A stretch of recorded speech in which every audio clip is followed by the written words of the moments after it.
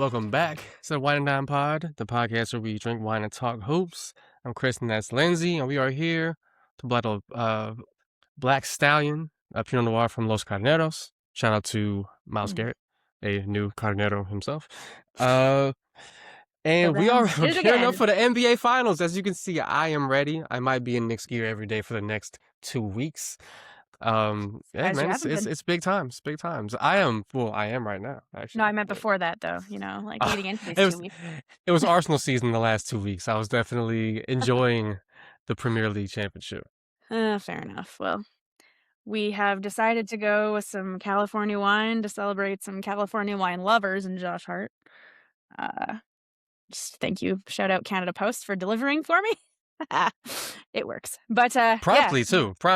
Fun quickly, Canada Post, please. Quickly. Yeah. Well, I got my money's worth, I guess. Shout out Crown Corporations. Never sell. The finals are exciting. It's like I have no horse in the race, but I kind of like both teams. So it's like perfect because I'm like, I have a bunch of Knicks fans in my life, like you and some other people, but then also the Spurs are fun. Both teams are deeply likable. This is probably like one of the most I saw it on Twitter. Someone called it the most cutie patootie finals ever, and I think I agree with that. It really is. I mean, we saw Dylan Harper dive on the floor to keep his teammate from crashing out. Man, he's out here saving people. We got the Knicks pulling pranks on each other. It's an adorable set of players. You got the bright-eyed, bushy-tailed, youngins on the Spurs. All the little baby faces out there who are some dogs, by the way. Dogs. And then you got the Knicks. Everyone's a little bit older, late 20s, mostly in their prime, but they're a bunch of goobers. So, the vibes are tremendous. A lot of really likable players in this one, which is kind of fun. I don't think anybody really hates either of these teams. So no, and I think it's kind of hard to have a hard time. Yeah, well, it is. I don't really have a rooting interest personally. I don't have a horse in the race really, but it's kind of fun because I feel like that's happened obviously the last multiple finals since 2019. I haven't had a horse in the race, really. Or I guess the Nuggets championship, I was rooting for them. But for the most part, I haven't had a team that I'm really, truly diehard care about since 2019. And so it's, most of the time I am a casual in the finals. And so you kind of decide who you want to cheer for. There's usually a star or somebody. You're like, okay, I want them to get a ring. But this time I'm like, man, I'm happy for everybody. I want everyone to win. I want everyone to have a good time. I'm genuinely thrilled the Spurs are back. And they got a super cool team, man. Stephon Castle he plays the way I like guards and wings to play, which is to say he gets into people's bodies on defense, attacks the rim relentlessly. You got, De'Aaron Fox is the vet, and he's not even old. You got Dylan Harper, who is just one of the smoothest guards in the game. He kind of feels like a throwback, beat you off the dribble, has all the finishing techniques at the rim, just looks super effortless when he does it. Super cool backstory too, with his mom coaching him and all that stuff. And yeah, I know and even the superstar, even the generational superstar is actually an interesting and well-rounded person.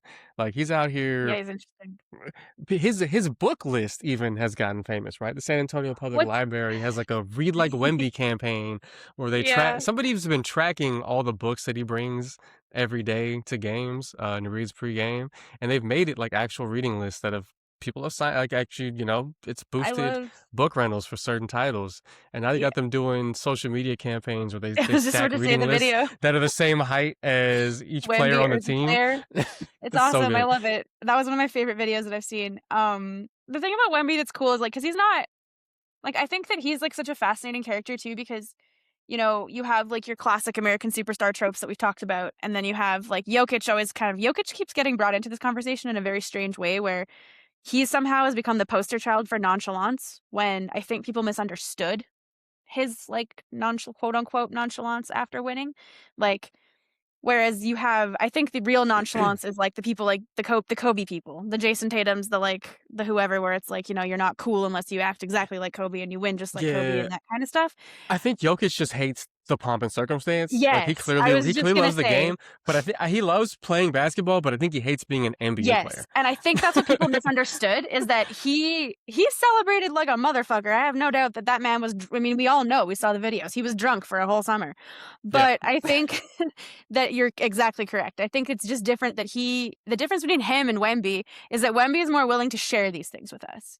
yeah. Like, Wemby is much more open to talking to the media because he understands the importance. And I think some of that is also like the difference in how their basketball careers were brought up. Wemby has been trained to do this since he was a child. Like, Their he was cultures really, too. I mean, and their like, cultures for there's sure. a Like, something for they're, like Eastern European stoicism versus like, yeah, the for French sure. deal. Well, and especially Wemby being so French in the classic, like, French intellectual sense. Like, Yeah, so there's, like, famously Hunter S. Thompson, hated Richard Nixon, and he got one interview with Richard Nixon for 2 hours under the one condition that they could not talk talk about about anything other than the NFL. football. Yeah, just the football. And I'm like, I would like that with Wemby, but I would talk to him entirely about philosophy.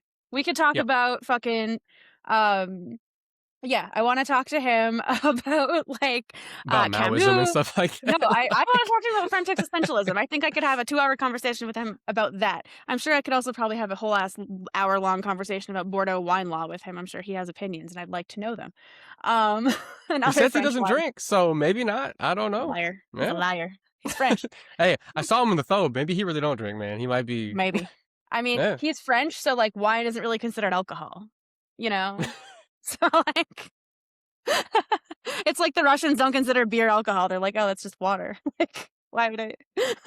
No, Nah, you just reminded me of this is in an unflattering way, Travion Henderson from the Patriots. Oh no. They were drinking Shirley Temples, and he was like, "Is that wine?" And they were like, "No." And he's like, "Is that alcohol?" And they were like, "Didn't you just ask us this?" Sir.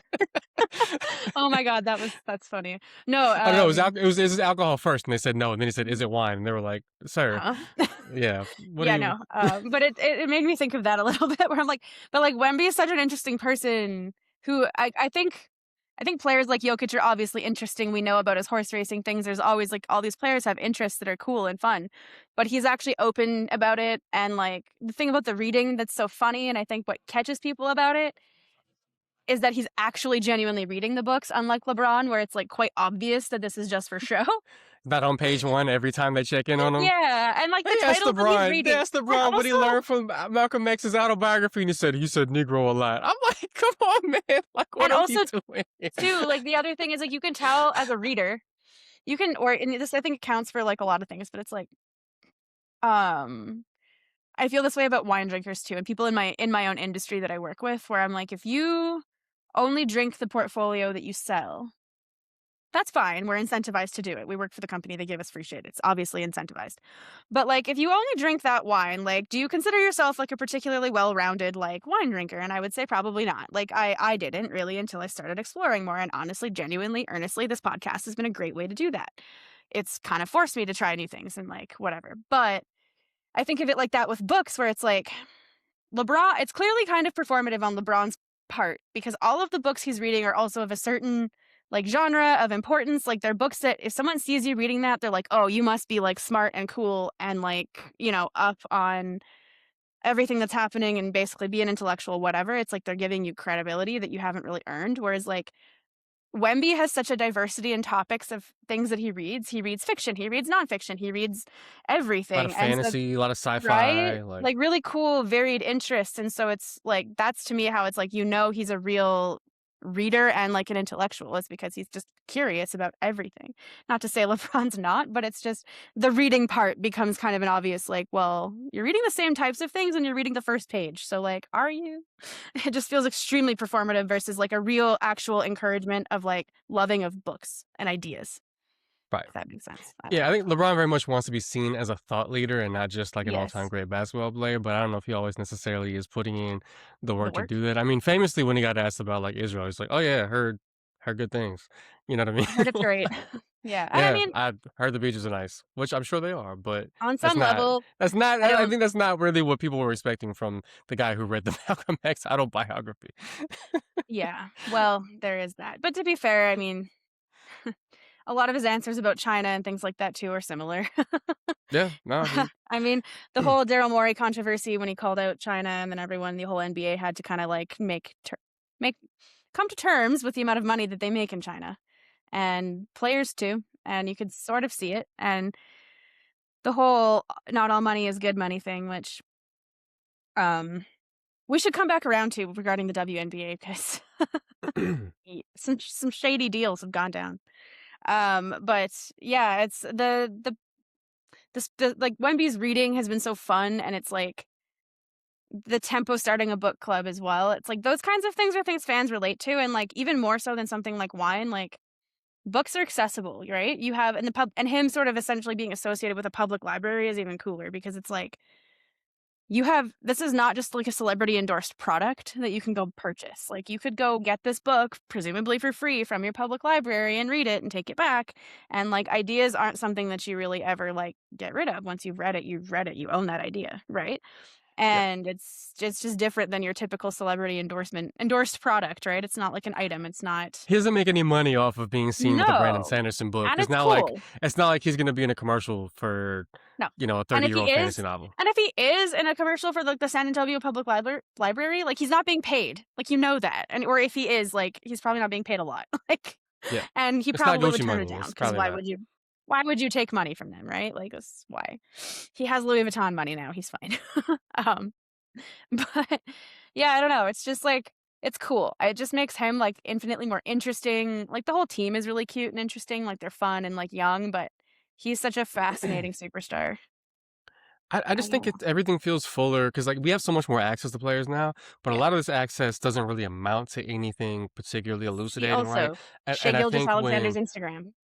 right, yeah, and I think when these guys present as like fuller, you know, fuller people with more like interesting like hobbies and interests outside of just a hoop, I just think it makes it not only is it like a good representation for kids for like what they can be, but it's also just like more fun to follow people who have Yeah, other interest. shit going on, you know what I mean? Like Well, I think we all forget because I think you're totally right. I think we all forget that these are ultimately still human beings. Like, basketball's their job.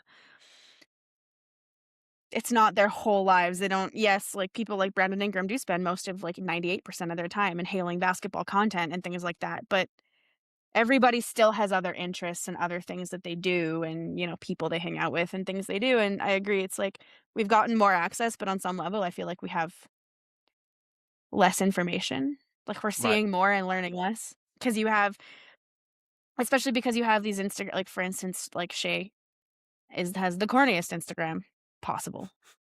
Uh, it's Yeah, some atrocious. very Drake-esque wordplay in the captions all the time with like a Kinda worse than Drake, which is sort of embarrassing. But anyway, the point is, like and we've talked about this offline too, where it's like, you know, I don't know, I have mixed feelings about Shay. I'm not gonna stand here and say that I hate him, but I also don't, like, love him. I'm not kind of gonna put on the indifferent. not gonna put on the candidate cape. It's hard. On the court, I find him extremely frustrating in the NBA, but Team Canada's a bit different, but regardless, like, I think he's probably, like, a fine I appreciate that he's a relatively, like, quiet person, he's, like, pretty chill, he's not making noise for a lot of bad reasons, he's just whatever. It's all basketball hate for the most part, but his Instagram's super corny. But you and I have definitely talked about how his fashion thing is kinda like, you know, he never wears the same outfit once, and it's, like, a lot of things where it's, like, these aren't he's not really presenting himself as a real person. He's just, like, a rich young person, and I feel like now too on the internet, there's a lot of really most young people are kind of just LARPing, and it feels a bit kind of what's happening with a lot of NBA players too, where it's like, they are legitimately very wealthy, and they now just get to act like young rich people, and, like, that's cool, but it's less relatable to see your Instagram stories of that kind of stuff versus, you know, whatever, just, like, reading books or hanging out with your horses or doing whatever, like, other human things that a lot of these guys do. I like seeing those Yeah, posts a lot even more. even even like anodyne shit, like the players who are like super into like anime or whatever. Like that's Yeah, something interesting. Like they yeah. have, you know, Miles a thing Turner they enjoy that they're sharing their enjoyment of with us. Like some Miles guys Turner don't Lego really yeah. Miles Turner's the Lego Lego TikToks thing. are awesome. Yeah, they're Yeah. awesome. They're cool. Some of these guys just feel like they're blank slates where it's just like I am a billboard for like success. Give And me like I money am and then like we'll promote your product. Yeah. yeah, or they're like I am a like a TED Talk like motivational speech in like corporeal form, you know what I mean, as opposed to somebody who has like thoughts and opinions and takes on shit. 100%, yeah. And I mean, obviously, Wemby is a really fascinating case because for somebody who's extremely media trained, he's also very candid, which is not common anymore. Now, media training is almost like it teaches you how to not be candid. It teaches you how to say a lot without saying anything at all, right? Yeah. Yep. And I think that that's like the most interesting thing with Wemby is that he's extremely media trained, but he also still says things and is interesting. But I mean, he also knows how to say the right thing without. I would like to know his real thoughts on certain topics that we know he'll never say out loud because the NBA definitely will. He's gotten there a few times and then with like, I gotta. Close. Yeah, He's gotten there a few times and been like, I gotta chill. The ICE stuff, like him being like, well, yeah, as an immigrant, I'm kind of worried about it. Yeah, Like, yeah. you know, there was some times where but I appreciated that perspective, and I think a lot of people did, and especially in a city like San Antonio, right? And just like then you have, you know, like I wish that like Wolves players, I mean, some Wolves players, they did talk about it, but like it's not on them to say anything. But it's like it sucks that he came close, but you can tell that nobody else wanted to talk about it because they didn't want to have to bring anything up. They don't want to have to like rock any boats because it's like, Yep. you know, they know. But you know what? Actually, it is kind of bullshit because like the Minnesota Lynx literally spoke up about all of this shit, especially back in like 2016 and in 2020 again, and had like the cops refused to be their security because they like spoke out against the police. So I don't know. I still kind of expect better of players like Ant and whoever. He did speak up a bit. That's not really totally fair, but you know what I mean? Where it's just like he's come close, but he's smart enough to be like, okay, I'll pull back a little bit. But I know he had no thoughts, and I want to know. Speaking of Ant, like I love Ant. I think, and they're two wildly different people. Absolutely. But I think in some ways I like Wemby for some of the same reasons that I like Ant, and it's because they're not just giving you like cliches every time they talk, but at the same time, they do understand how to do that. Like, I am boosting up my teammates publicly all the time. Like, I am super mega publicly supportive of my teammates, but at the same time, they will give you unfiltered shit about like how they approach things, about, you know, all that kind of stuff. You'll see Ant say some stuff about how a game went that is far above and beyond what people typically offer. He's not out there going both sides played hard. Like, he is out there doing like he's gonna say something. Yeah. It's always gonna be fun when Anthony Edwards speaks. Like, it's gonna be something, whether it's like he'll say, you know. I was ass if he was ass, or he'll be like, man, like, you know, he'll say what it is. He'll say what it is. Yeah, exactly.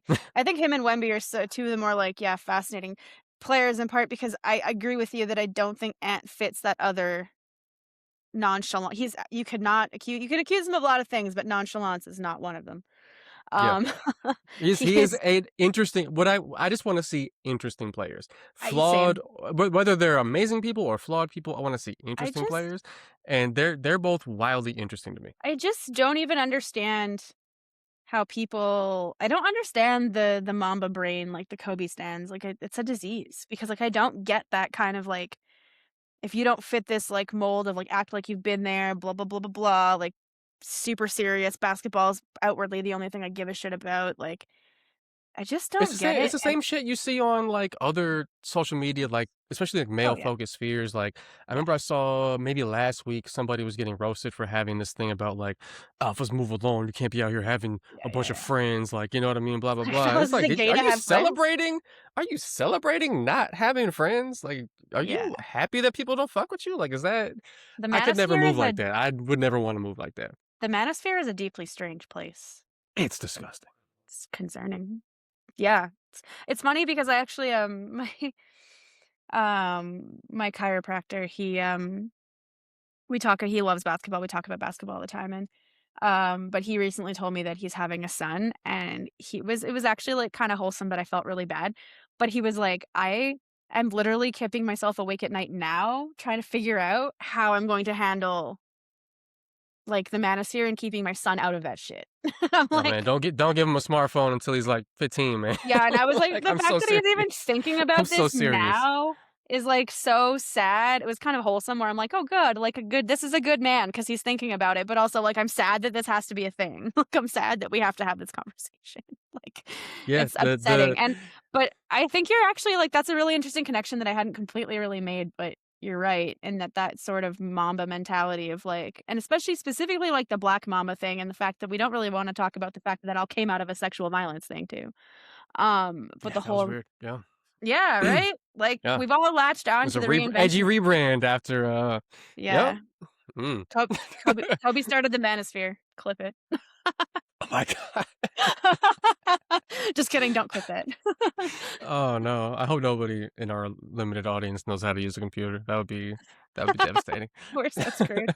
Um, but there's a connection there, and Yeah. it's a lot closer than 6 degrees of separation.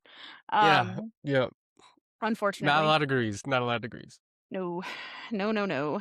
Um, yeah, but I do think, like, it's I don't know, I just think I wish players and I think it's I think you're actually the connection's also fair in that people are very just conscious of how they're seen on social media and to the public and to people, and I feel like a lot of players just don't wanna be embarrassed at the end of the day. They Yeah, talk there's about a broader discussion about people not wanting to do joyous things in public because they think that people are gonna record them and, like, post it online yeah, and roast the shit out of them. for sure. People There's a people dude can't have fun. there's a Fellas, dude is on it Ins gay to have fun? literally, well, there's a dude on Instagram that I follow whose his whole thing is, like, he calls it white girl dancing, where he just, like, jumps around to, like, songs like Kelly Clarkson, like, that kinda shit, and, Mm. he's, like, this big black guy, and he calls it, like, white girl dancing, and it's super funny, and it's him just, like, jumping around like a crazy person dancing to these songs in public out loud, and he's achieved this massive following, and now people will see him, like, in the park and just fucking run over to him and start dancing with him, and he's like, "It's a bit scary when people start running towards you because 'cause you're like, 'Why are you running at me?'" But also, like, it's been kinda wholesome to see people start to be like, "Who cares if I'm being recorded? I'm having a good time." Like, we should be He's allowed to running have fun. he's running where Terry Crews once walked, basically, is what you're saying? Kinda. Yeah, he's actually partially in Toronto, you may see him, out there, but, actually and it was Or crazy not, I might not be in Toronto for a couple months. but he's also in New York, so um, maybe? I'm trying to run into Spike Lee and Zoran. We gotta share our mutual Arsenal Yes. Knicks overlap, Yeah, together as a collective. um, you'll get there, I believe in you. But, yeah, I don't know, it was cool because even, like, the artist of one of the songs he was dancing to actually rolled up on him randomly, and she just joined the video, and you're like, "Oh, that's cool." But it's like Damn. people videos like that always remind me where I'm like, "No, like, we should just be allowed to have fun." Like, it sucks that you're always worried about being recorded. I mean, even, like, fucking was it Dylan Harper? Which Spurs player was in the bathroom? It Oh, might have Carter been Bryant. Carter Bryant. yeah, yeah, somebody, like, recorded him going to, like, Like, "Oh my god, Carter why? Bryant's in the public bathroom," and it's like, dog, okay, I get, like, tweeting that, like, "Oh, man, Carter Bryant had to use the public bathroom, isn't that wild?" But, like, Taking don't a fucking video? record him? That's That's weird. weird.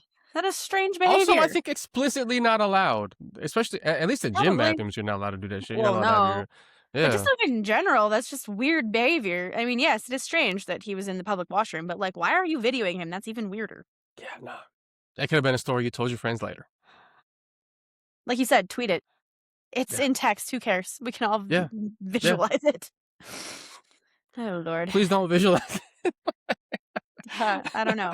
Just weird behavior. People are strange, but yeah. But let's quickly before we move on to your beloved New York Knickerbockers, we have some graves to dance on. Well, you specifically, but we have Oh, man, we really do. We really do. some Oklahoma there's some graves to dance on. The a lot of the world was doing a little hate watch the last couple weeks. Yeah. It ended in dramatic fashion, emphatically too. Like the Yeah.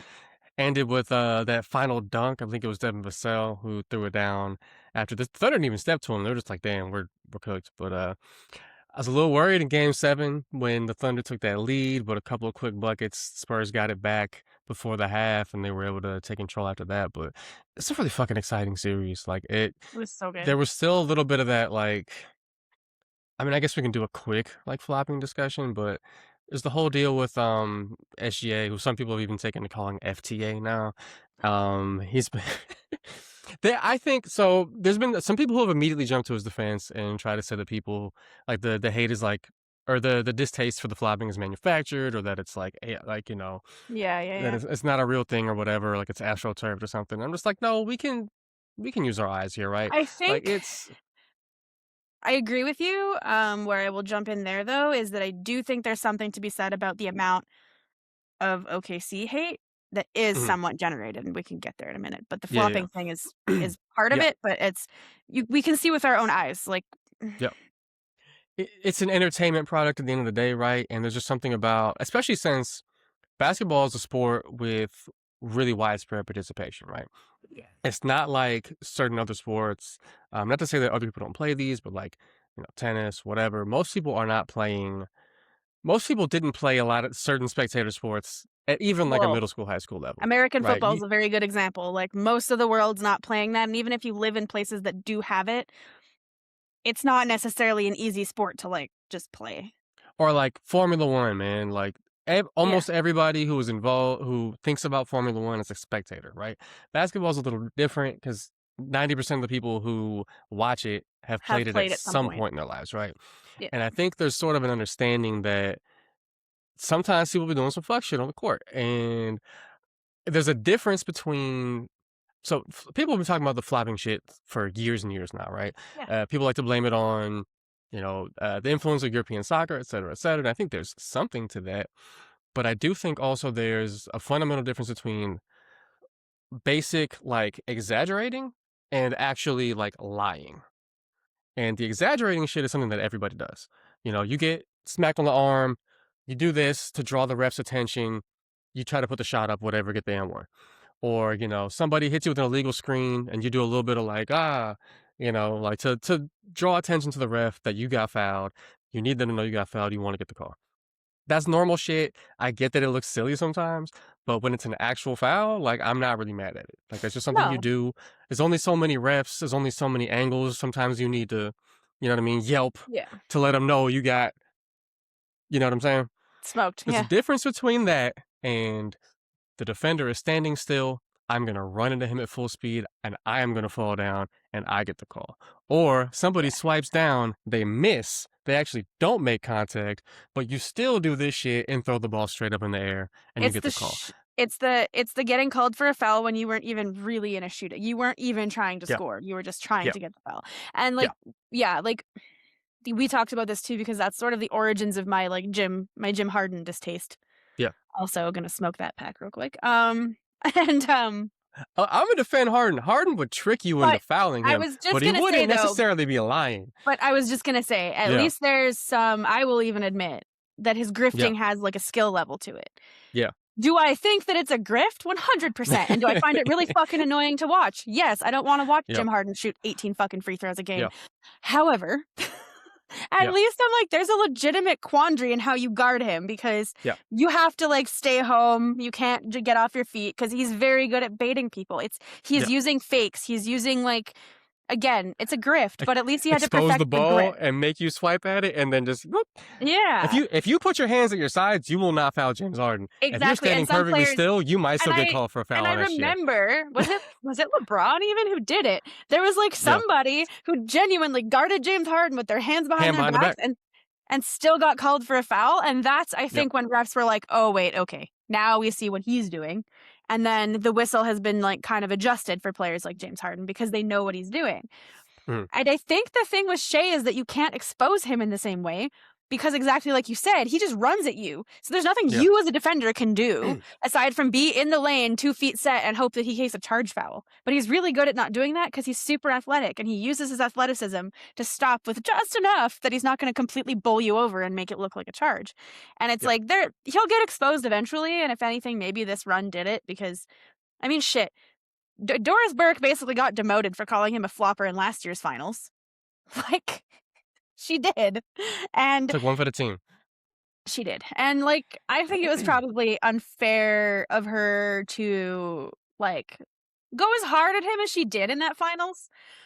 But then, in fairness, later, you're like, well, but she also was, like, preemptively punished for that, too, because his flopping got way worse this year. Like, last year, Wait. you're like, okay, I see it.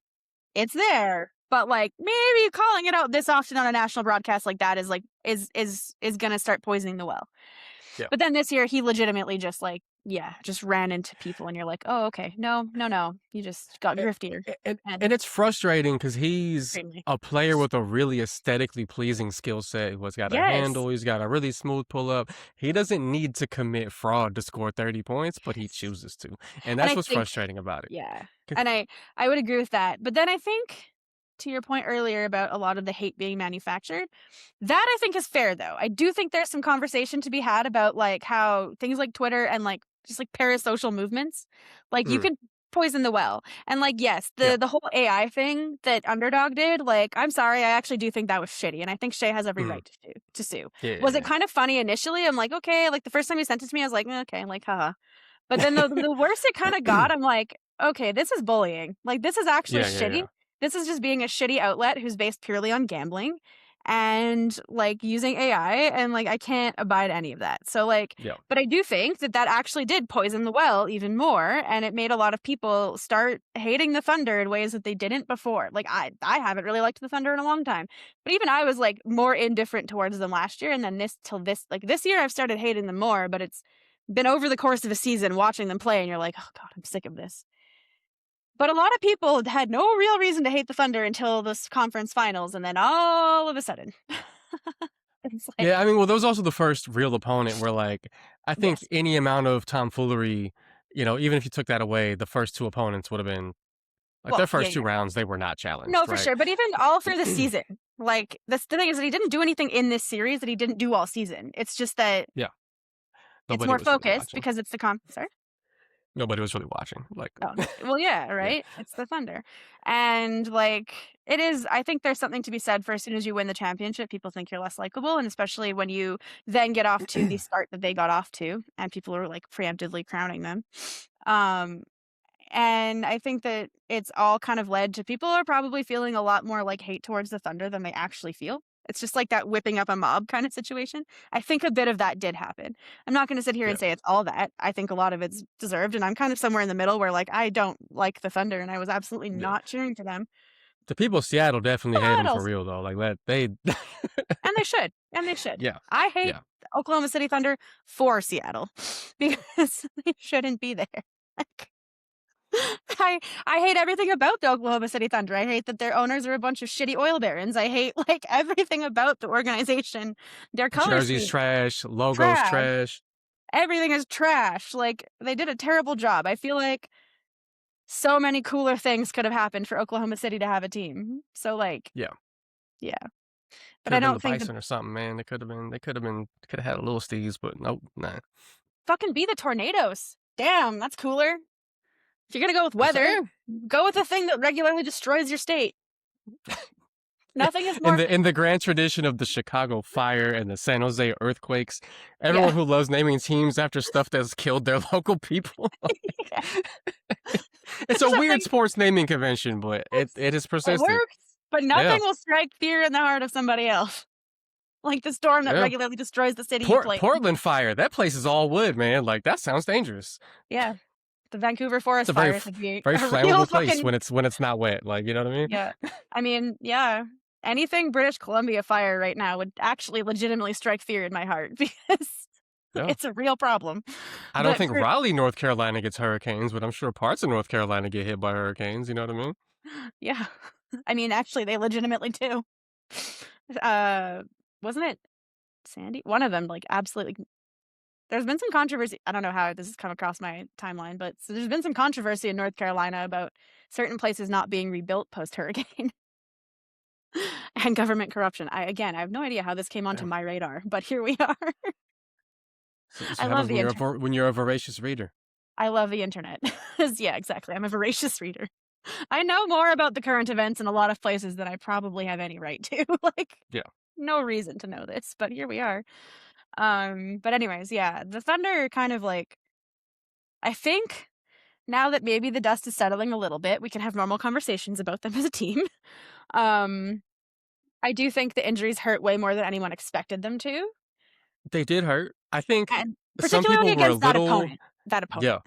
I think some people were quick to, obviously Jalen Williams, he played some, not most of the series. And when he played, he was limited.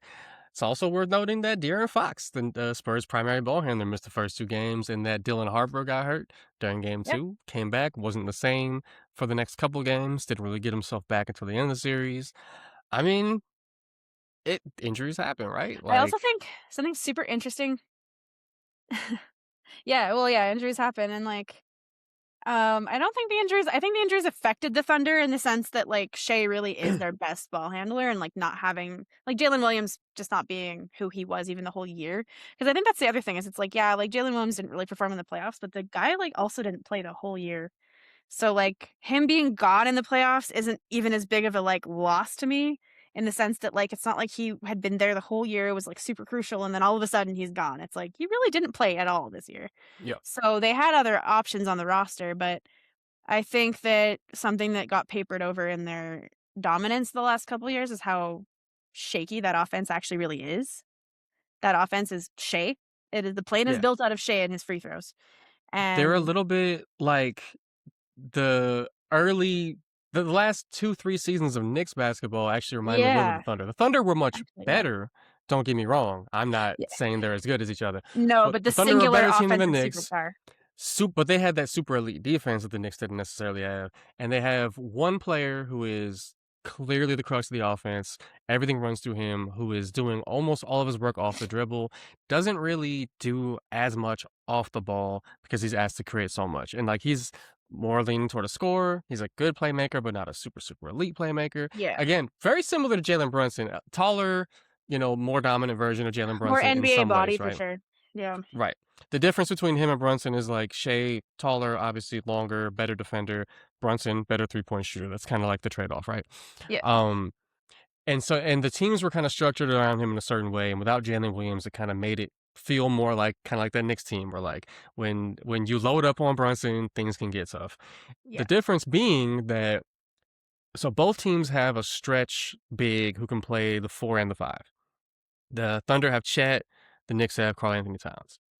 The difference is that the Knicks finally developed that curveball, which is Cat, in addition to being a guy who can shoot threes, again, like Chet, also shoots Very threes, good playmaker. also can attack off the dribble. The difference between Cat and Chet is that Cat is a plus playmaker, and he Yeah. can direct the offense from the top of the key, hit guys cutting, and they can get all that off-ball motion going. And Yeah. Jalen Brunson has, to his credit, developed into a really good mover off the ball. He's I gotten better haven't seen as playing. much of that from Shea yet, and I think the next step in him, again, already MVP caliber player, already dominant player. Yeah. The next step in him getting even better is developing into an off-ball weapon as well. And I think some Yeah. of that will come with just being a better 3-point shooter, which I he can shoot okay. them, Yeah. but he's not the shooter that like a Jalen Brunson is. I think that his year with Chris Paul and Dennis Schroeder did a lot for him in terms of his off-ball playmaking, but I Mhm. think some of that will also be easier with development of his teammates Yeah, because, like you said, Cat also had to develop into the playmaker that he is, and a lot of that came before he played with Jalen Brunson. Like all those years of Cat doing his worst possible Jokic impression as a Timberwolf, like it's paid off now in that he has those skills and like yeah, he's still gonna make some really boneheaded turnovers because it's just gonna happen. yeah. It is what But it you is. live with those because But you live with it. cat Yeah, turnovers sail out of bounds. because That's yeah, not a exactly. fast break for the No. most part. And like 9 times out of and like for the handful of times it happens, it's like you also know it's gonna happen, so you're kinda like building that into Yeah, the formula, right? Like you're not yeah, you're expecting it actually. And like you said, it took Jalen Brunson some time to get used to that also because it took him most of the year. Like it's not like this year was exactly I mean, we literally have the recording of us being like, do they need to trade Cat? Like, what do we do here? And so things definitely the fortunes of the Knicks since CJ McCollum left the floor have definitely improved. But it's in all seriousness, like Jalen Brunson did have to develop into the kind of guard who can play with a guard with a big like Cat. And I mean, we talk about this all the time with Jokic, where like it should in theory be very easy to fit next to a player like him. But if you're a lead guard, like it's gonna take some time to be like, oh no, I have to give the 7-footer the ball for a while and let him do some funky shit. Like it's kind of hard to do that. And then I think that what will help Shea is then a player like Chet needs to improve, frankly. Like this series exposed him. The one thing though, it's made this conversation about Chet though, and like our own personal feelings of him aside, it's kind of made the conversation around Chet like a really weird one because I can't remember who put this on Twitter. It might have been Anthony Doyle, but it was somebody that I follow. And they were like, the conversation is very strange around Chet now because before Wemby, Chet was like a very unique body in the NBA and against most opponents in the NBA. He's a very difficult player to guard and a very unique body. type and player. The problem is that Wemby does everything Chet does like 1,000 times better. He's a bit longer. He's a better shooter. He's the same. It's like Chet was like the beta version of Wemby. Yeah. Basically. Yeah, the lab that created Chet was like, okay, so we're trying to envision a modern NBA big. We're gonna make him 7 foot plus. We're gonna make him 7 foot plus. He's gonna be able to shoot the three. He's gonna be able to not just dribble a little bit, but even shoot off the dribble. He's gonna be able to block shots. He's gonna be mobile. And then 2 years pass, and they were like, all right, so we have some new technology. We just got this in from abroad. We have this new alloy. We're able to make a longer frame. We can make him a little bit more muscular. We're gonna add a personality because we have a better processing chip now. He's not gonna act like he's not gonna act like Michael Scott in the episode where he does the rap. And you know how Chet is always talking about Chet's talking about how he's bright skin or whatever. Like, wait, we're gonna make model 2.0. We're gonna make him an actual light skin. Like, we're gonna make him an actual black person. Like, they created like the artist's original vision of Chet. This is what they thought they were gonna make, and this is also like what Chet sees when he looks at himself in the mirror. That's what Wemby is. You know what I mean? Chet is like a good first draft. Yeah. Chet's like the first draft of my master's thesis. Wemby is the version that went to the university after my defense and after all the final oh my god, what's the word? Revisions. I'm like, what's the word I'm looking for? After all the final revisions, after the College of Graduate Studies emailed me to tell me I missed a fucking copyright symbol somewhere and they rejected my whole thesis for that. After all of that, that's Wemby. Wemby is like, he's the shiny, like he's the thing you come out of all that with. Chet is the first draft. He's like a very good product. He has like everything you need in it. Just needs to be refined. And so I don't know. Wemby's definitely changed the conversation around Chet because I'm like, Chet looks like a fucking bum after this series. However, he's not. We know he's not. He is actually quite a talented player and he had a very good year and he even showed a lot of growth this year. It's just that he's already won a championship. It's just that, and like he showed the other guy came over and kicked the shit out of him. and literally after like even since last year, he showed growth since the finals run. He's now like this year during the year with a much more important part of their offense than last year. Like he really didn't have to do a lot to win that championship. And he did this year. He had like looking back at his season, you're like, damn, Chet actually had a good season. Wemby's just better. You know how like when there's nobody else. Yeah, there's like a kid who's like bigger than everybody at school and they're like they're a school bully. And then, they're just mashing everybody, blah, blah, blah. And then another kid comes who's a little bit bigger and they're calm down. They're quiet. Yeah. Like, we had a run. We had a good run. It was over. But yeah, man, the Wemby Chet thing has been fascinating. Wemby very much does not like Chet. Yeah. I don't think he fucks with him as a person. Even. No, he doesn't. Nah, that's the best I don't part. think he respects him. Like, it's not just that he thinks he's better. I don't think he respects him. No, not at all. I think for sure the Chet Wemby like rivalry is made so much better by the fact that they play each other often because they're like Oklahoma City and San Antonio are not very far away. They play each other a lot. They're like the only two people in the NBA who resemble each other. Well, I guess there's three because Cooper Flag is kind of similar now too. But like he's like way shorter though. Shorter like, though. Yeah, he's like 6'8". These guys are tall. I thought for some reason I thought Cooper was taller, but anyway. Doesn't matter. He jumped real good though. In terms of like Slenderman versus Slenderman violence, there's really only two of them. And like they're like two of the most unique bodies on the planet, and yet somehow they now are in the same fucking division. Like that's what makes it so much juicier. Is it's like you have two of the most unique possible bodies on planet Earth in 6 billion people. There's not very many people who are going to look like that, and two of them are in the NBA, and they play against each other multiple times per year. Like at least 4. They played 12 games against each other this season. Between playoffs and regular season? 7 in the playoffs, 4 in the regular season. I think they also might have played an NBA Cup game. No, there was no NBA Cup. No, there was no NBA Cup that I remember. They were in different groups.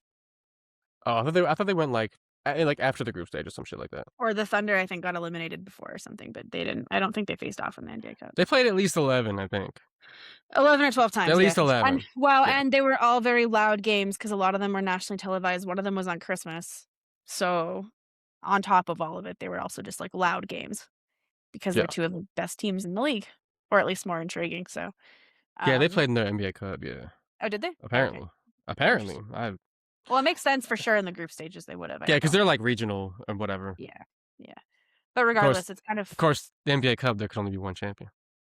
There can only be one, and that is your New York Knickerbockers. Hey, speaking of, Adam Silver has to be thrilled that the competition that everyone was like, oh, that's not the real championship, blah, blah, blah, he's a real was played between the teams that are in the real championship. It feels like a real trophy now. So if the Knicks, if the Knicks sweep the NBA Cup and finals, get both over the Spurs, I mean, that feels like pretty good bragging rights. But of course, if they don't win the finals after winning the NBA Cup against them, everyone will immediately jump to delegitimize the NBA Cup. So, do you want to bury the Cavaliers, or should we dance on some more graves, or do you want to celebrate your Knicks first? What do you want to do? They buried themselves. There's not really a lot to say about grave the Cavs. Dancing first. Noted. Perfect. They congratulations to the analytics team on the Cleveland Cavaliers. I hope they I hope they all get raises, but at the end of the day, playoff Jimmy didn't get it done. Evan Mobley still kind of a mystery box, as we talked about before. A fraud. Hasn't really gotten it done. Again, the defensive game plan is, hey man, let that skinny boy shoot. Yeah. If Chet is 1.0 and Wemby is 2.0, Evan Mobley is like alpha testing. He's like the idea that the programmer had like while sleeping one time. It was like a dream, and then they woke up and like did like a little bit of coding to see if maybe they could make the dream come alive, and then we're like, tech demo type of situation. Yeah, like remember like the really OG when we first started seeing like those like Japanese dog robots, like the very, very first ones. Yeah. It's like theoretical tech, or it's like flying cars, in the Jetsons or some shit. Like it's like the technology that was like, yeah. This one never hit the sales floor. They were just like, yeah. This was an internal model. This was a tech. What's the word? Not a tech demo, but like, yeah, you know what I mean. Proprietary. Yeah, it's proprietary technology. Scotty is the demo that actually hit the floor. That's a useful for. Well, I don't think he's of the same tree. He's a very different. They're not. Very different. That's actually, I was gonna say, that's an unfair comparison because Mobley. That's not a Slender Man. That's no. And Scotty's built like an action figure. You know what I mean? Scotty's definitely GI Scotty. Like he's fucking ripped. Scotty is like we tried to clone LeBron and it didn't quite work, but we made something really cool, so we just like we put it out. It worked anyway. Yeah, we were good with it. It's still it's pretty fucking cool. Doesn't cost as much either. Like yeah, it's pretty fucking sick though. Yeah. It's more fun than the version we tried to clone too. As a person. Yeah, they cloned 38-year-old LeBron. Not prime LeBron. Yeah. No, it's not super fair to compare Mobley, and the only reason they get compared is mostly because of draft spot relation to each other in terms of like they grew up together, they played together, and then also the Raptors and Cavaliers also just the history. Yeah, we posted the TikTok last time we talked about Mobley, and like every single comment was from a Raptors fan talking about how Scotty's better. And what's hilarious is there was a bit from our conversation where Lyndsay made that exact take that like she kind of like went off like, oh man, he'll never be as good as Scotty, blah blah blah blah blah. But like I didn't put that part in the clip, so I found it really hilarious that everybody who commented went in and said that exact same thing. I even set the location of the TikTok as the Rock and Roll Hall of Fame in Cleveland, so I didn't even mention Toronto in this shit. But like Raptors fans found it, just started slandering Evan Mobley. If Raptors fans are gonna do anything in life, it's slander a Cavaliers player. Particularly Evan Mobley. Well, because Cavs fans are possibly the most obnoxious people. LeBron can't hurt you anymore. Let it go.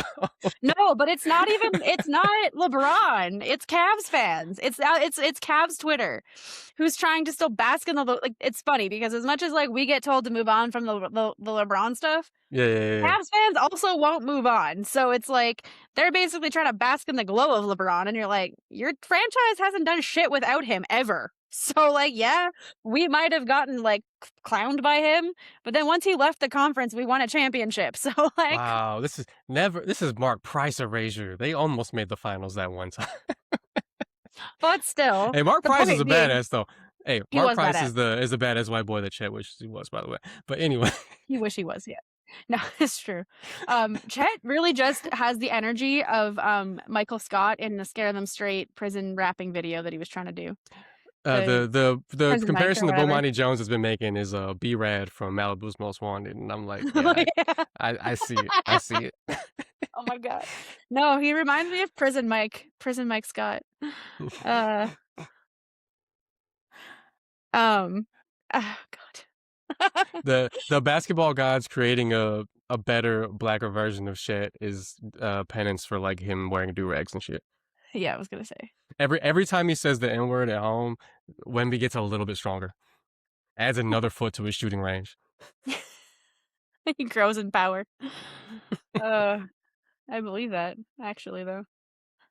I think that's probably real. I don't know, I love that just sent you the image in the chat. I don't know, it's just all I can think of when he wears a do-rag. It just reminds me of Prison Mike.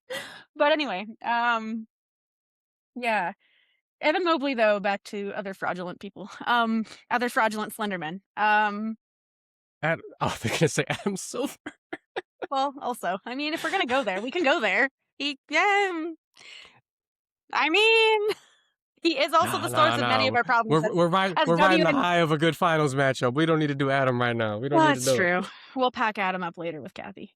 I'll talk about NBA Europe and the AI refs and shit in the off season. We'll pack him up with Kathy. Commissioner's got to go. Smoking that commish pack. Yeah. Anyways, but no, Evan Mobley in terms of fraudulent Slendermen. Man, what do the Cavs do now, though? Like, in earnest question, they have very few options because they jumped in age by like 10 years by trading for Jim. The Jimothy trade did not work out, obviously. They're gonna re-sign him too, apparently. Well, I mean, Harden wouldn't have even agreed to the trade if he wasn't getting an extension. So, yeah. And the Cavs GM probably didn't even consider lying. So no, they're stuck with him. I don't think you can do that when you're in Cleveland. You get people in the building. Nobody will ever sign there again. Exactly. And Jimothy is definitely still well respected amongst his peers. And so if the Cavs front office did him dirty, that would definitely have a lasting effect. Plus, they're also still trying to keep Donovan Mitchell around, who is I have a take to get off about him in a second, but we've already seen Harden call a previous GM a liar publicly, so I think he'd probably like to avoid that happening again. Probably. It'd probably be in his best interest and everybody else's interest for that to not happen. But I feel like the Cavaliers, in all seriousness, trying to keep Donovan Mitchell, it's like they also can't fuck over Jimothy and hope to keep Donovan. So there's that. The real question is, should they keep either of them? Because my hot take, well, I don't even think it's a hot take anymore. I think Donovan Mitchell's just younger James Harden, where he's going to have a very illustrious regular season career. He's going to be a dominant player, kind of people already call him a borderline Hall of Famer. I don't know where that fully comes from. I don't know. I like Donovan Mitchell. I don't think he's that special. I feel like if you make enough All-Star games, you probably just wind up in the Hall of Fame anyway. But yeah, no, I see what you're saying though. I don't really get other than that. The utility, but I feel a lot like he's kind of just going to be another version of James Harden, because so far in his playoff career, he has not exactly done a lot of like covering himself in glory. This run in particular, he had a really weird playoff run this year. Like, he really didn't score a lot. He had some really good games, like 37 points and a half is pretty significant. But there's a lot of games where he was not there. And it was very frustrating to watch, because you're the whole reason the Cavaliers traded for you is so that you can bring them to the championship. And then here you are fucking around not doing that. And I don't know. I feel they have to keep him because they traded a lot for him. And you don't just find superstars anywhere. So in fairness, like, especially as Cleveland, they probably have to keep him. But I don't know. I don't think Donovan Mitchell is I'm starting to feel very happy as a Raptors fan that we didn't trade for his ass. He's such a weird player, because like this season he had the second best scoring season of his entire career in points per game and field goal percentage. Yeah. It just doesn't seem like he necessarily. We've seen big playoff performances of him before. It's not like he's a guy who like is scared of the playoffs or whatever. We've seen him in Utah. To be clear, that's not what I mean fully. No, I mean I'm just prefacing my next statement. But like, it doesn't feel like he's one of those players who's really, really good, but he's not necessarily that guy who can like I don't know if he necessarily transforms the players around him, and that's very few players that can do that. To be fair, right? There's not a lot of players, Yeah, but I think it's a big expectation. there's a level of playmaker that you have to be to like genuinely uplift the other guys around him. And now that he's kind of the primary playmaker is James Harden, who's aging, right? Like clearly, Yep. there's a little more burden on him to do that, and like he'll get you 5, 6 assists a game, but he's not really necessarily that guy who's making everybody's life super, super, super easy. And that was always the thing in Utah too, right? Like, that's why they traded for Conley at the end of the day, was that they correctly, I think, assessed that Donovan Mitchell is not going to be your lead guard. He's just not a point guard. And for a team to win with him, you need someone to be more of a point guard. But the problem is that I feel I don't know. I just feel like he doesn't, maybe it's the not lifting other people around him is maybe part of this, but I just feel like he doesn't really contribute to winning. Like, in a lot of ways, like he'll have a big game and then they'll win technically because they needed his points. But I do think his defense is a problem. He's a small guard. He's never been a defender. That's just always been his issue. Rudy Gobert famously called him out for it. But I feel like the Cavaliers are starting to have the same issue that the Jazz always had. And some of that's the Donovan Mitchell issue. Some of it's also the not having anybody to play the three. They don't have a real wing, like, outside of their two guards. And then they have a bunch of, like, rotating people like Dean Wade, and Max Strus, but they don't have like, the reason that the Knicks beat the shit out of them is they have a lot of players like Mikal Bridges and OG Anunoby. And players like that, the Cavs do not have, and they didn't have that last year. It was a big glaring issue in the playoffs, and that was a big glaring issue again in these playoffs. And so, like, I don't know. I think Donovan Mitchell's been, I personally think he's destined to have a similar career as James Harden in the sense that he's going to be a very well decorated player, but I don't know that he's ever going to get over the hump. And that's okay because a lot of players don't. See also Chris Paul and plenty of other Hall of Famers who are, bona fide great players. I don't think Donovan Mitchell's a bad player, but I feel like there's a lot needs to be on a team for him to be a winning player. I mean, the way the Cavs built is kind of goofy too, because their top two guards, neither one of them is a plus defender. I think Mitchell had a reputation as a pretty good defender at one point in his career. I don't Maybe know not so how much though. anymore. I don't know where that ever came from because at no I guess point he in gets Utah was he a steals good and defender. shit. He's buff. He looks like he plays defense. I don't know, but like, Technically. it's one of them things. His physical traits indicate that he might be able to play defense. He has the Yeah, ability. his arms are long, whatever. But like, He's short though. He's not big. It's the Cavs didn't have anyone who could remotely pretend to guard Jalen Brunson, and the problem is they didn't have anyone who could really pretend to guard the Knicks wings either. Like they just didn't really. They were putting Dean Wade on Jalen Brunson, man. Yep. Like, and Dean Wade, shout out to Kansas State basketball, a sad state that they've been in, but it's a solid NBA player, but dog, he shouldn't be guarding the other team's best player. No. And the worst part is that he was their best option. And Max Strus is the second best option. He was getting fried too. Like, let's be real. Well, and the fact that like I'm a certified OG Anunoby stan. I love OG more than most human beings. But OG like isn't that impossible to guard. Like his offensive game is not what he's most famous for. He's a very talented offensive player and he can go off. Like he's a very good shooter. He's gotten better and he definitely has improved as an offensive player playing for the Knicks a little bit as well. Just he's fit in really well and has improved as an offensive player. But in theory, like your wings shouldn't be getting cooked by a player like OG. Like if one of your players is getting cooked by OG, then you better hope that like your best defender is guarding somebody like Brunson. And it's like, okay, well, fair enough. Like, best defenders on Brunson, so let OG cook. But even then, I'm sorry, OG's drives are still kind of terrifying to watch. I never know what's about to happen when that man takes the ball into the paint and dribbles. And so you probably shouldn't be getting cooked by him. It's kind of an indictment on your roster. And like the Knicks as a whole are a very good team. They have a lot to send at you as a result, right? Everyone else being so good around OG makes his offensive game even better and more threatening, but he's not a one-on-one ISO scorer. He never has been. Yeah. And the fact that he was able to do that is an indictment. I say I that mean, with all the love in the world for OG. the Knicks Like, I coach came out and genuinely love said, the Knicks coach came out and said, in plain English, after game one, we're targeting James Harden. Yeah. Cavs never found a counter to it because one, they just don't have very many good perimeter defenders, and two, the Knicks don't offer a lot of places to hide. There's not a ton of superstar, high skill level, creative ball handlers on the Knicks necessarily outside of Brunson, but they also don't have anyone in their rotation other than, Mitchell Robinson who can't do shit with the ball. Like they Yeah. don't have anyone who they don't necessarily have a lot of plus ball handlers, but they don't have anybody who can't dribble at all. They don't have anyone who can't finish at the rim at all. They don't have anyone who can't shoot at all. And so there's nowhere for James Harden to hide. So it doesn't even matter what action they put him in. It could be any two players on the court.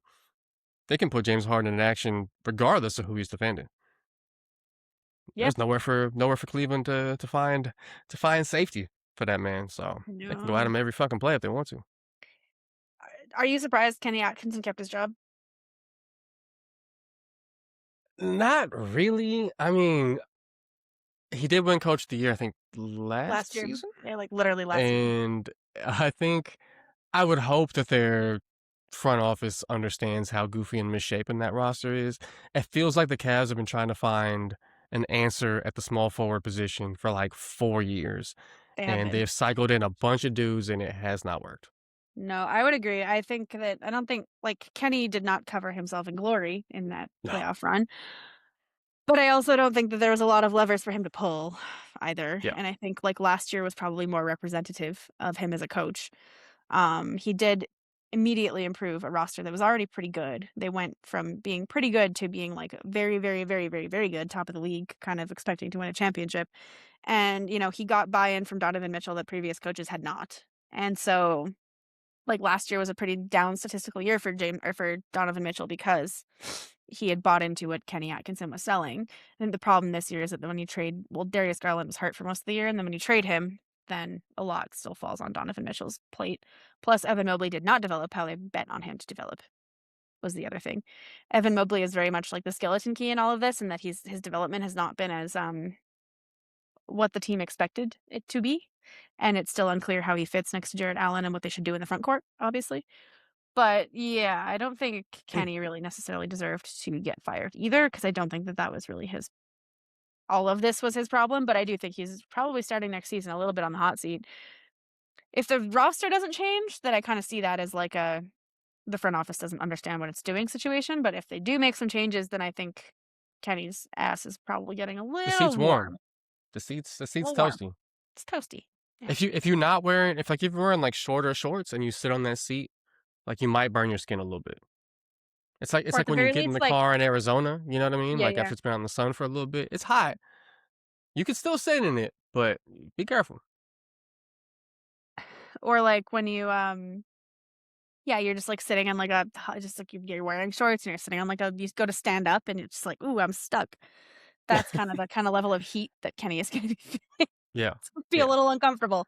Yeah. Not gonna be like it's not gonna be impossible to deal with, but it's not gonna be fun. The win now Cavaliers, wild thing to think. I Might think what not pisses have patience like for much more of this.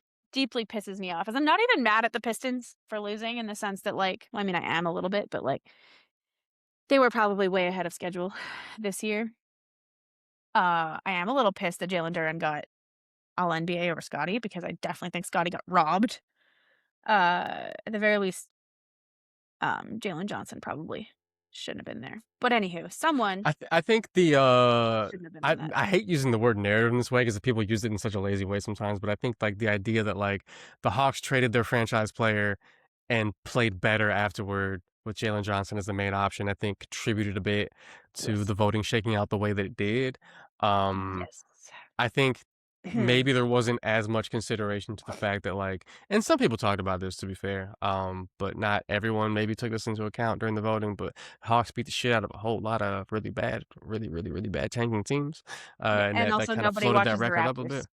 And no one watches the That is Raptors. also true. I mean, I don't know if anyone watches the Hawks either, if I'm being honest, but like, I think I there's a think just by little bit of nature standings watching there, so more there's so than also a like little hoops bit of watching. like there's also like a little bit of like, and this is gonna sound very conspiracy theory brained, but I think part of it is probably accurate. Um, the NBA really hates that the Raptors TV deal doesn't count towards their ratings or anything. And so the Raptors they had 0 national television games this year. And some of that was because they've been bad the last few years, so like fair enough. But they Yeah. had 0 national television games this year. I mean, I saw that fourth quarter offense in person. I don't Yeah, know if you it want to. wasn't great. I don't know if you want the children to be watching it. Like, don't get me wrong. I don't think we deserved a ton of national attention. However, yeah, 0 was crazy though. 0 was crazy. 0 is pretty crazy, and Yeah. especially when you have a team that has won a championship within the last like 6 or 7 years, and at least has like young talent that is ascending, right? Like they might not be the best team, but they're definitely like on the way up a little bit. And a player like Scotty probably deserved a little more attention. Like, it's just, to me, that's a little bit of an indictment on just like the media for not even like noticing Scotty. Is like, okay, like I know that the NBA is not going to feature the Raptors, but you should still do your job. Like, you are a national media member. You should pay attention to the entire league. I mean, but Toronto media also fucked their own player, so screw you, Michael Grange. Anyway. But speaking of players caring, like Scotty was on multiple social media platforms, like complaining about it and like clearly upset about it. And I want that in my player. I want my player to be pissed when they get screwed, like, screwed out of like really important awards like All NBA. I want that. I want my player to care. But Yeah, I'm mad. I think counting stats get in the way a little bit too, because I like think so too. I think some people see he was the third leading scorer on his team, and I don't think it registered in their head that he's the best player on the team. You Scotty? know what I Oh, mean? yeah, for sure. Yeah, 18 a game with RJ scoring 19 and Ingram scoring 21 and a half. I Yeah. think Ingram got maybe some of the attention that probably should have gone to Scotty, because Scotty was really the engine that made that shit go on both ends of the floor, to I be think honest. what also makes it harder is like, especially for Raptors fans, and like I have had to remind myself of this too. It's like, this is a regular season based thing. And I am absolutely not going to sit here and say that Jalen Johnson or Jalen Duren neither of the Jalens had better regular seasons than Scotty Barnes. But what's also making this sting a lot like more intense is the way that the Raptors, and the way Scotty particularly, played in that playoff series, where he clearly was the best player on the court on both teams, on both ends of the floor, and was amazing, and like was the reason the Raptors were even in a game 7 kind of thing, him and RJ. But Scotty in particular, he held it down so well on both ends, and I think it just makes the sting extra, right? It's that recency bias of like, we all just saw what he did in the playoffs as the best player on the team. It just hurts to see him not make the all NBA roster thing, but regardless, it sucks because at the end of the day, the Raptors absolutely would have gotten smoked by the Knicks in the conference finals. That was always going to happen. I have no illusions of the fact that we had any But they've only real. lost to them 14 straight times. I mean, right? Yeah, only 14. Surely this time is our time. But no, like I had no illusions about the quality of our team. But at the same time, the fact that like the Cavaliers are so clearly fraudulent, and same with the other teams in the East. It's like, fuck, we had a path. Like, we at least had a path to a conference championship. And even if everybody knows that we were punching above our weight and playing with house money, it would have been more fun. Like, I don't know. I would have rather have watched that personally than Jimothy and Donovan Mitchell doing their thing for them. Because that Detroit Cavaliers series was horrifying. That wasn't pretty. Certainly one of the least pretty things I've ever seen. It could have been. I mean, I'm imagining what an alternate reality Orlando versus Toronto series would have looked like, and I think I would have canceled my TV subscriptions. Like, no, see, I think it would have actually been more fun. I think it would have been more fun because at least they would have just like, I think the Raptors would have found some offense against Orlando. To be honest, I actually don't think Orlando's defense is like. I think Scotty could have done some work. I think Orlando's defense is probably a little better than Cleveland's, but like, I don't know.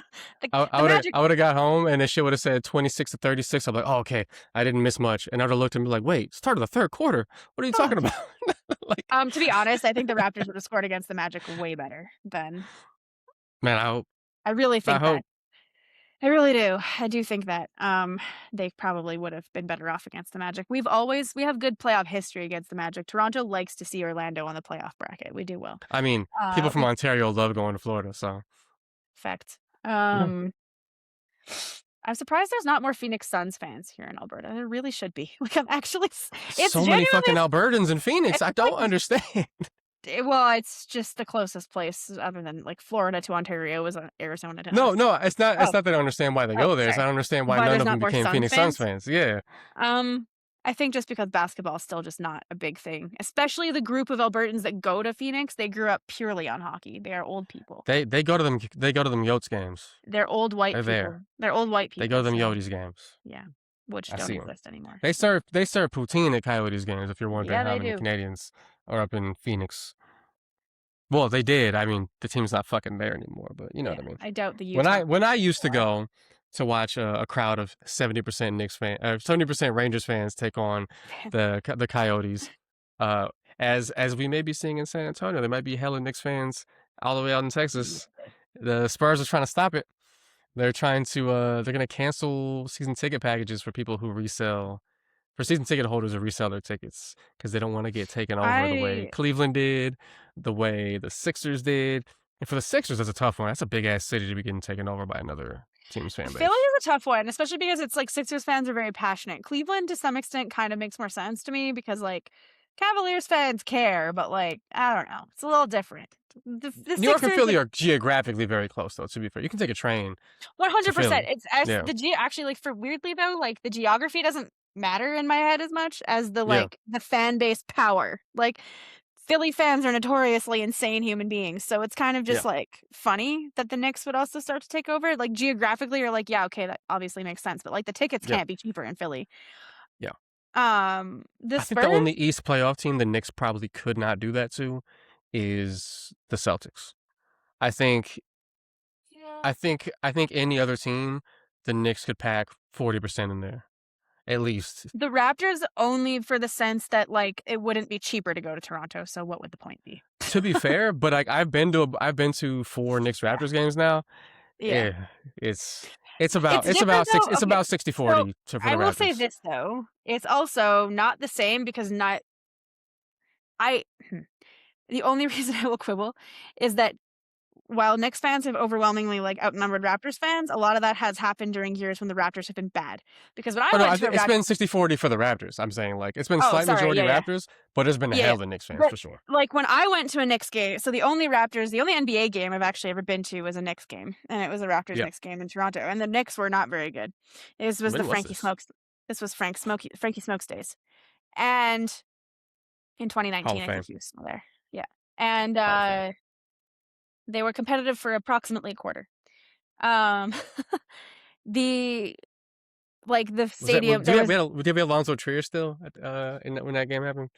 I don't remember. It was November 2019. I know he was on the 2018 team. I don't know if he was. It was the November 2019. So it was the championship year, but not the But right before I still saw JV in a Raptors uniform, so it was before the Marc Gasol trade.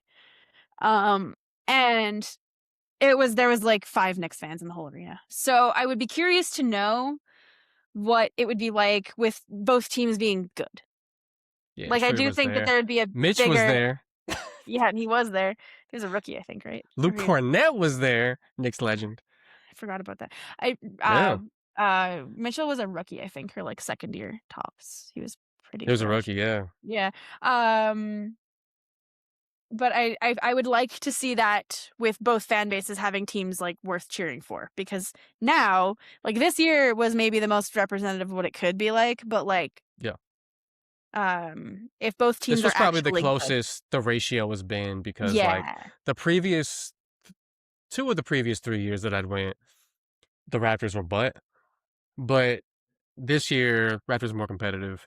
Yeah, and the game was a little more interesting too, but it's one of those ones. Fourth quarter offense just looked like, so like when I saw them, Knicks fans weren't going to spend money to go to that. Like, Knicks fans who lived in Toronto probably weren't spending money to go to that game because the Knicks were fucking terrible. Yeah. Same with then on the opposite when you saw the Raptors being bad. So I'm kind of like, and the only people who are at those games are rich diehards and corporate fans. So it's like tough. I'm pissed because my company has Maple Leafs tickets, but apparently we don't have Raptors tickets. And I'm like, this is some bullshit. Get it together. But anyway. That's a whole other thing for offline. Yeah, one of those teams made the playoffs, and the other one is picking number 1 overall. I'm trying to not get fired, so I don't want to say my real thoughts on our lack of sponsorship of certain things. But anyway. Never should have let Marner go. But anyway, anyway, but yeah, I'm anyway, NBA Finals. But the Spurs trying to keep Knicks fans out is going to be really fascinating, because the thing is that in order to do that, they're also going to have to fuck over their own fans by pricing them out. Yeah. Because the only way Knicks fans who don't already live in Texas, which I'm sure there are plenty who do, but the only way Knicks fans are going to travel, I mean, they will because it's just generational, but, like, the only way for them to truly, like, take over the stadium is for it to be, like, significantly cheaper to fly to Texas, stay in Texas, and go to a game in Texas. San Antonio, quietly, big transplant city because big Yeah, military town. So exactly. they might not even need to travel to be, they might already Yeah. be there. So that is the hope for Knicks fans, but, like, as far as, like, this and that's almost the hope for the Spurs too, is, like, you're always gonna have that, but, like, the hope is to keep the traveling Knicks fans away, and Oh, and that's any only East gonna Coasters in Austin, that shit's an hour away. They're gonna be yeah. there. If they don't already cheer for a Texas team anyway, if they're not Spurs fans. Right. I think the Spurs are probably just banking on trying to keep away traveling Knicks fans more than the Yeah. implants, because there's tons of them there already, or the Just cancel transplants. all The flights problem from LaGuardia. yeah. But the issue to do that is that you probably have to then price out your own fans, Yeah. and it's like Stuff. it's a tough. Stuff. It's Tough. tough. I don't know. I do think I know some places I've seen do like deals where like, you know, you can only buy if you have like a local area code or whatever. But I don't know if they're gonna go that in depth. But it's I a don't place know. to, it's something to consider if the first two games go a certain way. But Yeah, it's anyway, gonna be. who's your pick for the NBA Finals? I actually, and I'm not just pandering to you, but I think the Knicks are gonna take it. Actually, I think it's gonna go 7. I think we're gonna have a really fucking good finals, Yeah, I think it's but gonna I be really close. think the Knicks have a chance to do it. In part because I think, and I don't know, I don't wanna say that youth is gonna, it's just a cliche thing to say, but I do think eventually the youth will catch up to the Spurs, but I think practically they also had to play a lot more games to get to where they are, Yeah. and they had to play harder games because as much as we wanna dance on the graves of Chet and Shea and all the oil barons in Oklahoma, that was a hard series, and they were beating on each other. They were wailing on each other for multiple games, and I think that the Knicks have rest on their side, and rest, even if it's shaky in the first game, I think rest will always help. And I think that the Knicks know who they are in a way that the Spurs might not. I think the Spurs have an identity and they have a very clear identity, but I think that they're also still a pretty new team. Like Dylan Harper is a rookie. These are players who like De'Aaron Fox wasn't there much last year, and you have to get through a lot to get to the finals. But the finals are still a whole other hurdle, and I think that youth could be an issue potentially. I don't know. I think the Knicks just also have, they have a certain, like, I don't know, there's just a certain identity of the Knicks that just feels kinda, like, better, and from a basketball perspective, they've already beaten the Spurs, so you're not worried about them having the Spurs in their head in the same way that, like, the Thunder might have. As much as the Thunder are gonna stand here and say they didn't, there's no way they fucking had. There's no way that the Spurs weren't living a little bit rent-free in the Thunder's head after beating them 3 times in the regular season, but the Yeah. Spurs lost. I mean, that being said, Wemby's also a vindictive, he's motivated by revenge, and I don't know how much he cares about the NBA cut, but we're about to find out. So, I don't know, I think he did. I think he did. I think he cared. He cares about everything, so he probably did, but I think the Knicks, I don't know, I feel better about the Knicks, just feels like their year. And I feel I But that being said, I wouldn't be particularly surprised if San Antonio somehow did it. Wemby is that kind of generational star. I don't think if the Spurs lose, it's gonna be because of Wemby, though. I think Wemby. I think if the Spurs lose, it's the fact that I think their guards are, I mean, Jalen Brunson's pretty small, but the rest of the Knicks are pretty big. I don't think the Spurs are huge on the perimeter. The Spurs are kind of interesting because they don't really have a power forward that they play. Wemby Yeah, is obviously enormous and he's a great defensive rebounder, yeah. but the next biggest guy, like the other guys in the starting lineup are basically Fox, small guard, you know, Harper. Vassell, kind of a smallish wing, Castle, Yeah. kind of 6'5", smallish wing, and Champagny, who's not particularly big. None of them are even small ball power forwards or I was big gonna wings. say, They're all like wing-sized wings, you know what I mean? like, Whereas like the Knicks have like OG's big as shit. Like he's Vassell like is like a Vassell is he's like built the like a most. short power forward, not He like a is, tall yeah. wing. Vassell is the most classic shooting guard, like, Yeah. Yeah. possible. Castle reminds me of Jamal Shed in the sense that I think he can guard up, but that only goes so far. At some point, you're still short. Like, you can guard up a bit, but there's a limit to that. I think he'll be Um, on Brunson. I I think think he'll so be on too. Brunson. Well, the thing about Fox is he's not a He'll be on particularly Bridges, great I bet. defensive player, so I bet you Yeah. Fox is probably gonna see Hart. actually. I could see Hart. You'll see either Hart or Bridges. I think they might be scared of Hart rebounding the shit out of everything if Fox is on him. But Fox is willing to put his body on him at least and box out. Like, if offensive rebounds are your concern, I feel like Fox has some ability to at least, like, he'll body him up there a little bit. Yeah, I'd I be think worried about, I like, don't know if you want the injured guy to be guarding like the Tasmanian Devil though. You know true what I mean? enough, Like, true enough. But yeah, at the same time, I guess, yeah, if you're guarding Bridges, you're sort of banking on Bridges being the Bridges he's been the last few series, being willing to actually take the ball to the hoop and do things off the yeah. I dribble. think you're less worried about Bridges beating the shit out of you. I think Yeah, that's Bridges fair. could still score on Fox and still shoot over him, but But he's not Bridges gonna doesn't have a fucking put power his ass game. under the basket. Yeah, Yeah, Bridges doesn't have the power game that Hart can I technically access. Um, I think I'm side note, super happy for both Mike Brown and De'Aaron Fox. I keep seeing a tweet going around on Twitter that's like the strongest person you know is a Sacramento Kings fan. fucking Halliburton made the finals last year. Oh. De'Aaron Fox in the finals this year. Neither of them is a fucking Sacramento King now. Luka made the finals a couple years before that. Yeah, heartbreaking. It's They could have had genuinely him. I feel so bad for Kings fans. God. It's tough, man. The beam has not been lit in a minute. But I guess what is the reason to live I mean, the only saving grace of being in Sacramento is you good technically live in farmland. California. Good farmland. Fresh food, I You're guess. close to the weed, kinda. Yeah. Close-ish to the wine. Not that far from San Francisco. But Yeah. I think one of the interesting You're things about close to this the weed and the matchup, wine, the main agricultural exports. yeah. I think one of the interesting things about this matchup is that like in some ways they're both it's lucky for the Knicks that they avoided the Thunder, I think, because I think the Thunder kind of match up really well with the Knicks, where they have a bunch of like Yeah. athletic, skilled wings who can shoot. I think one thing we The saw in the Thunder Spurs series, the Thunder are a much better shooting team than the Spurs are. The Knicks, Yeah. probably biggest weakness defensively, besides not starting a true rim protector, is that they do give up a lot of threes. The Spurs, not a great three-point shooting team. Their best shooter is True. Champagny, who's not nearly one of their best players, but they have to have him out there because they don't have a lot of like automatic shooters. Yeah. The Knicks also sometimes struggle with like really, really, really quick guards. They did a great job on Maxey this year, struggled against him last year.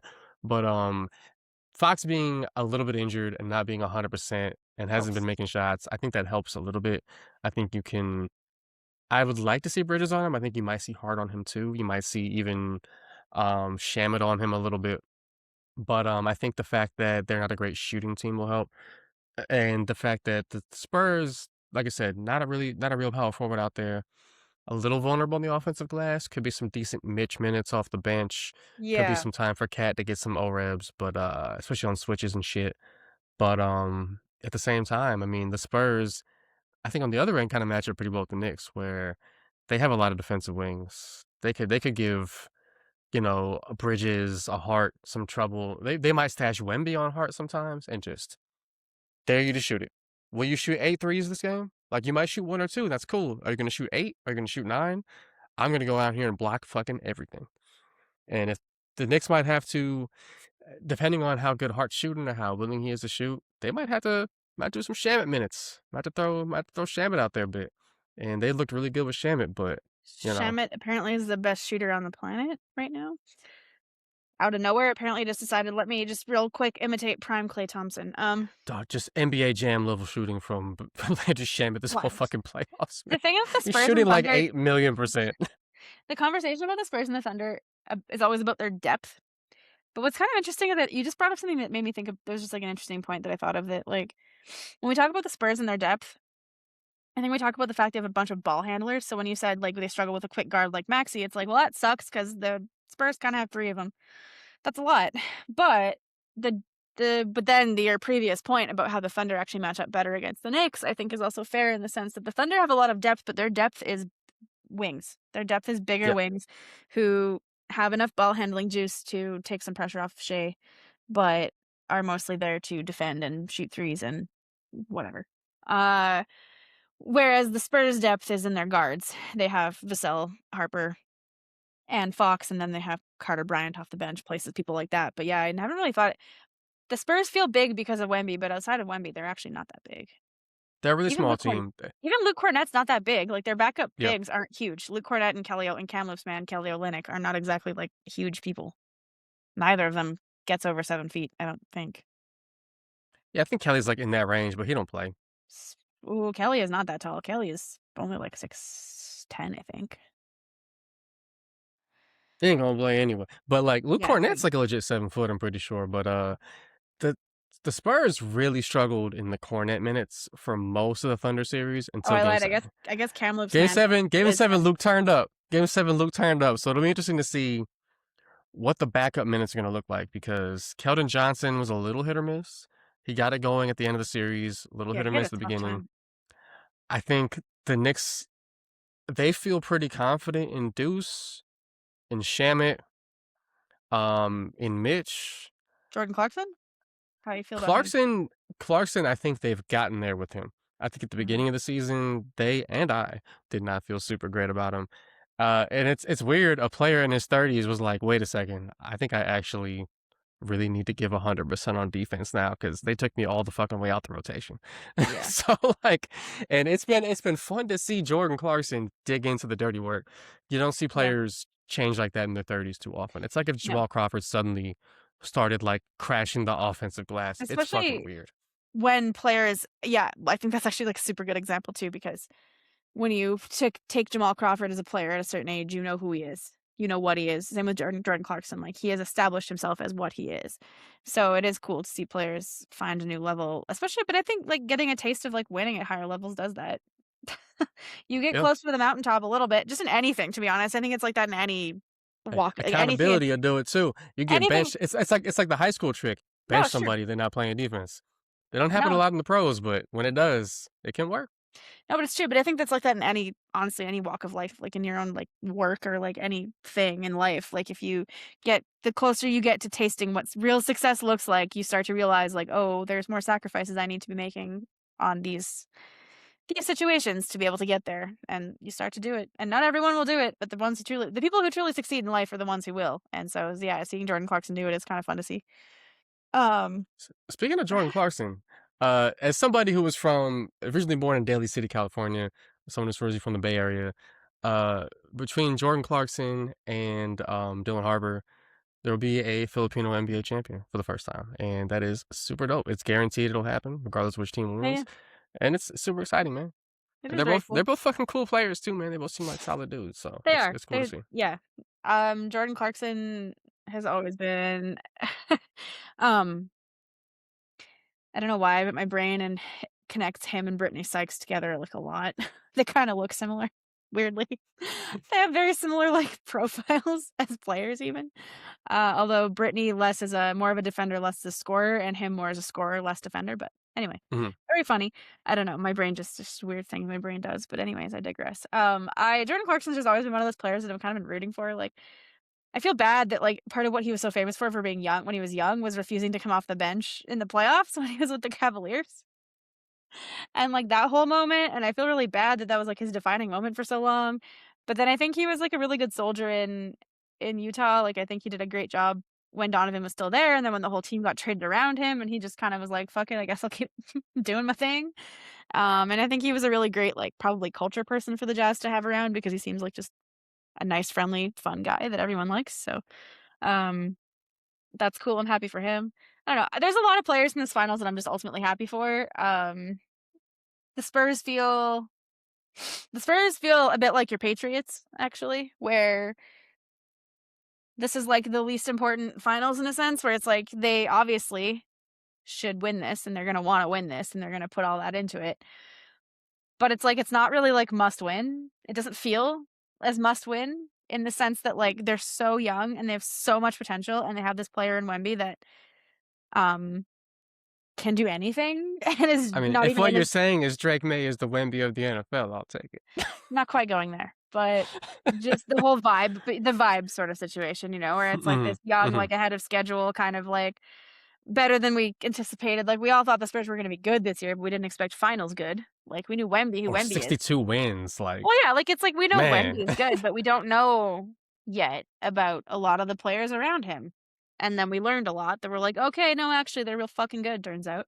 But it's just you don't know that, and they're so young, and there's so much potential, right? That's kinda just what it feels like, same kind of vibe where it's like 'cause I heard someone describe the Super Bowl with the Patriots where it's like, this is probably the first like, this is probably the first time that a Super Bowl game is not a must-win game for one of the teams participating, only in the sense that, like, we weren't ever expecting them to be here now, and their horizon is so bright and wide, versus the Right. other team they're playing against where that's not the case. Like, they've done everything to get here. There's this bit of a win net, especially with the Knicks. There's a bit of a, like, there's a pressure in the sense that James Dolan literally said last year that he expects his team to be in the finals, right? Like, there is all of that baggage that I think the Seahawks actually didn't fully carry, but kinda did in the same way, where it's like they're a more veteran team, more like Yeah, it's mostly guys in their prime. It's weird because the Knicks aren't like an old team. no. Everybody in the rotation is 30 and under, basically. But they're still But in their like they're prime. They're all in their like primes. 27, 28, 29, 30. Like they're all in that range. The Yeah. Spurs, man, They're just a babies. week or two ago had the youngest starting lineup in Western Conference in conference finals history.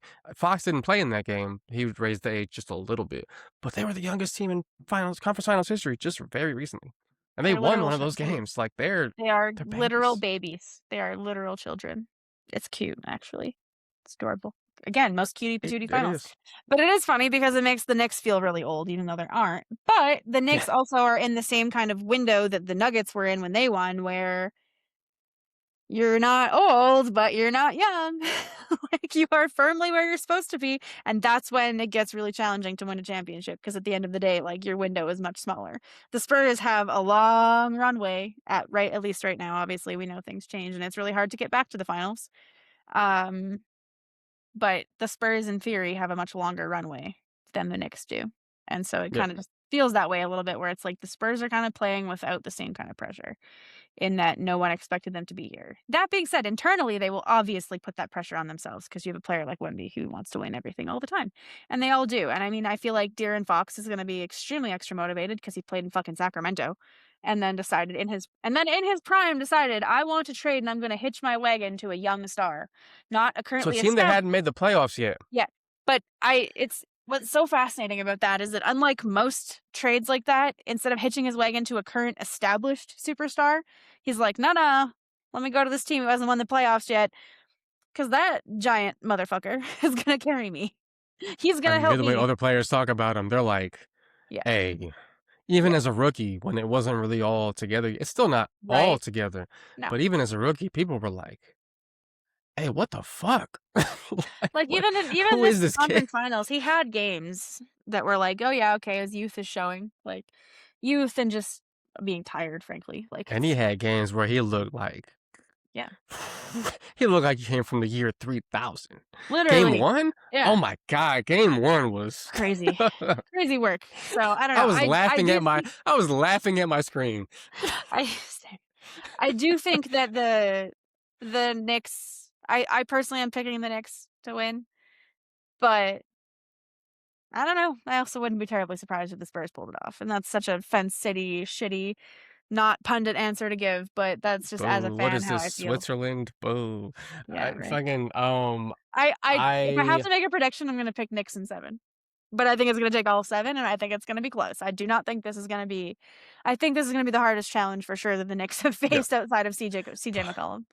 Yeah, I mean, if we beat Prime CJ McCollum, we can take Wemby. Beat But anybody, I think I was pretty close to going Spurs because they have home court advantage. I guess, yeah. But I think the shooting edge will be good for the Knicks, and I think they have a little bit more lineup flexibility in that. I feel like the Spurs, there's like 6 3/4 players they can trust Yeah, in this series. There's the starting lineup, Keldon Johnson, and depending on sometimes Cornette, sometimes Carter Bryant. depending I on the think the day, yeah. Knicks I think the Knicks have like 9 guys that they feel like they can trust, and that gives them a little more flexibility with matchups to make adjustments if they need to make adjustments. If this was Like the I Knicks feel last like year, I would feel less good about it. yeah, because they can obviously there's the top 6, which is, the starters and Deuce. Outside of that, I mean, we've seen Shamet contribute, we've seen Clarkson contribute, we've seen Mitch contribute, we've seen Jose Alvarado contribute. I think they have more guys they can turn to if there's a Yeah. certain matchup that's like going off for the Spurs, right? Whereas with the Spurs, it's like, dog, there's certain guys. It doesn't matter how the series is going. He not fucking touching the court. Bismack should not be in the game at any point. No. Harrison Barnes will get his customary 10 minutes, but he's not doing. There's never gonna be a game where they're like, we got to give him 25 as our adjustment. Our adjustment is we're gonna give him 25. There's not gonna be a game where they're like, we're gonna go double bigs with Luke Cornett for 25 minutes. They're not gonna do it. No. If Big Biz is in the game for more than 5 minutes at any point in this series, it's because the Spurs were waving the white flag. Yeah, they're not gonna be like, we need more ball handling. McLaughlin is playing 19 minutes. No, that's not gonna happen.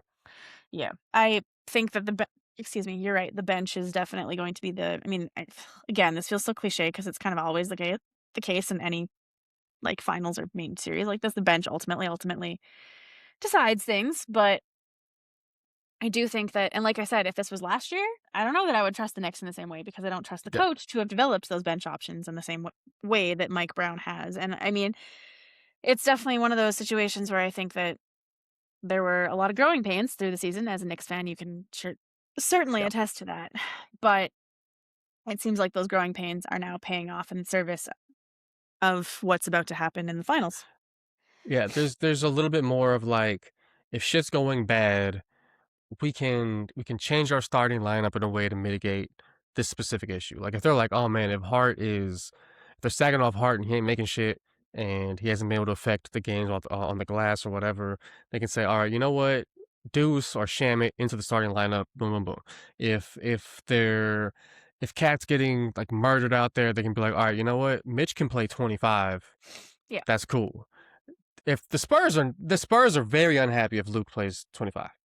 Not that he's not a good player, but if he's playing 25 minutes, they're very unhappy. If the Knicks have to play Mitch for 25 minutes, they're like, okay, we lost a shooter and a playmaker, but he might get 8 offensive rebounds in 25 minutes. It's not ideal, but it's also like a trade-off of other positive things that you're getting from it, where like, not that Luke Cornett offers you 0 positives, but the net trade-off is different. Like the trade-off between Cat and Mitchell Robinson is like, again, like you said, playmaking, scoring, that's important, but Mitchell Robinson also still contributes in other ways that are like that Cat doesn't. Like they kind of do opposite things, and so you can make it work. Whereas Luke most Cornett, of the Spurs backup options are like, damn, this guy's out, we have to downgrade. But the Knicks is like, okay, we can show you a different look. Yes, I was just about to say, the Knicks feel like real versatility, where the Spurs feel like depth in the sense that it's like we got a facsimile of the player that person's supposed to replace so that we can play the same style the whole game. I think that a pretty good example of that was like the Nuggets always struggling with like a backup 5, or like the Ravens trying to pick a backup quarterback who can, like, do you pick one who, like with Robert Griffin III, it's like, do we pick somebody who can approximate Lamar Jackson, or do we just pick someone who's going to be a completely different quarterback, but at least if Lamar is out, like, we know that they're going to be functional. It just might look differently, but they're like a very functional quarterback. It's kind of the same kind of vibe that it feels like, where it's like, do you want a stylistic fit, or do you want just like a really good player who it might look really different, but at least they're going to still give you something, the same amount of net good. And I think the Knicks have that type of diversity, where the Spurs went for like positional and just like stylistic similarities, but in a less talented. So yeah, exactly. Yeah, if Carter Bryant's out there because Stephon Castle's in foul trouble, the Knicks are gonna be like, hey, let his ass shoot. He's not gonna dribble either. Let him have the ball. We don't care. Whereas like if Hart gets in foul trouble or isn't playing effectively, or they're just getting caved in Hart's minutes, Deuce can fucking shoot that shit. And that's a new problem that the Spurs have to live with. Maybe he's not as dynamic on the break or with the ball in his hands, but you know, you can kind of juggle your preferences. You can adjust your sliders if you're the instead Knicks. of the look just being a slightly shittier version of the one you had before, it's completely different. Yeah. And that definitely, I think that the Knicks have, the depth is fascinating, because I think you're totally right that the Knicks have just cultivated a better bench. And even if those players mostly, because the rotations obviously are going to tighten even tighter now in the finals, but I think that the Knicks have people they feel comfortable going to. It's not going to be like last year where they're throwing DeLon Wright out there, who hasn't played like all fucking season. Yeah. And then it's like 5 minutes the last month, and they're like, we need someone who can defend. Just fucking DeLon. You're still here? Do something. Go. Do anything. And so I think that, if it was the Knicks last year, I think I'd feel a lot differently. I'd feel a lot more precarious. But I feel like this year even though the roster didn't really functionally change that much, the way the roster got used changed a lot, and I think that mattered. Yeah. There were some games last year where Tibbs was probably like, Derrick Rose in his phone trying to call him and being like, Derek's like, dog, I'm not on the roster. I can't. Homie, you still there? I You can't. still playing? I can't. I can't. I can't do it. I can't do it. You wanna I'm lace him sorry. up? Just one more game. Just one more game. Yeah. I just want more. Yeah. I called Silver. He's good. He's good. He says It's cool. Yeah, it's cool. The paperwork hasn't even been filed. You're not even technically retired. Like, it's cool. We can still logistically we can make this work. Like, yeah. I can get you on a flight. I fly private. I'm the coach of the Knicks, homie. I got planes on planes on planes. What do you need? Yeah. Yeah. We'll put you in the Pope Mobile. You'll be here in 25. Yeah. No, the Pope is only stepping out for the Nova Knicks, and Tibbs was not part of the Nova Knicks. So yeah. The Pope Mobile only comes out for Jalen Brunson, Mikal Bridges, Josh Hart needs. That's it. It's fun seeing the starting lineup graphic because it's because like go by position, 3 consecutive players: point guard, shooting guard, small forward. Villanova. Hey, somebody needs to fly out. Somebody needs to fly out Dante DiVincenzo. Somebody needs to fly out Ryan Arcidiacono. They need to fly him out. We need to fly Jay Wright out. We need everybody. We need all the Nova, power of friendship vibes. And this is where Pope Bob steps in. Villanova alum steps in to make sure. This does feel like the power of friendship finals, though, if we're being honest. It does. The Spurs seem very tight too. Like Wemby and Harrison Barnes have a little book club together. You know, you see Dylan Harper and Stephon Castle doing little dance videos together and shit. The team seems super vibey, man. They're very vibey, but like in different ways, where it's like the Spurs are just like those like young, like the babies all getting together, like, you know, all the classic young team vibe that we all love, because every young team has it. I mean, even the Raptors kind of have that same sort of vibe right now. And then you have the Knicks, which is like straight, like, these are all dudes who have children who are adults. They're like, the Knicks are relatable to you and I because they are our age, basically, roughly. And so their vibes feel like when you and your besties all get together and have like a great night out, and it's like you don't get to do it very often. And so when you do, you're like, this is the best night of my life, even though it was like an average Saturday, but you don't get to see all your friends in one place all at the same time very often. That's like the Knicks vibes. I do think the team's dynamics are pretty funny because like the Spurs are the team that's like everyone's like 22 and under, but they're just like these like attack the paint, like old school, like bulldog type players. And then the Knicks, they're the ones who are all like, you know, approaching 30, and they're just a bunch of goobers. They're the millennials trying to still hang out with Gen Z and think they're like, they fit in. Yeah. Yeah. They're a bunch of silly billies, and it's interesting to see. But yeah, it's super fun, man. The Knicks are just like they're just unserious millennials like you and I. So it's like they're at least me. I'm gonna speak for myself. Yeah. They're just relatable in that sense.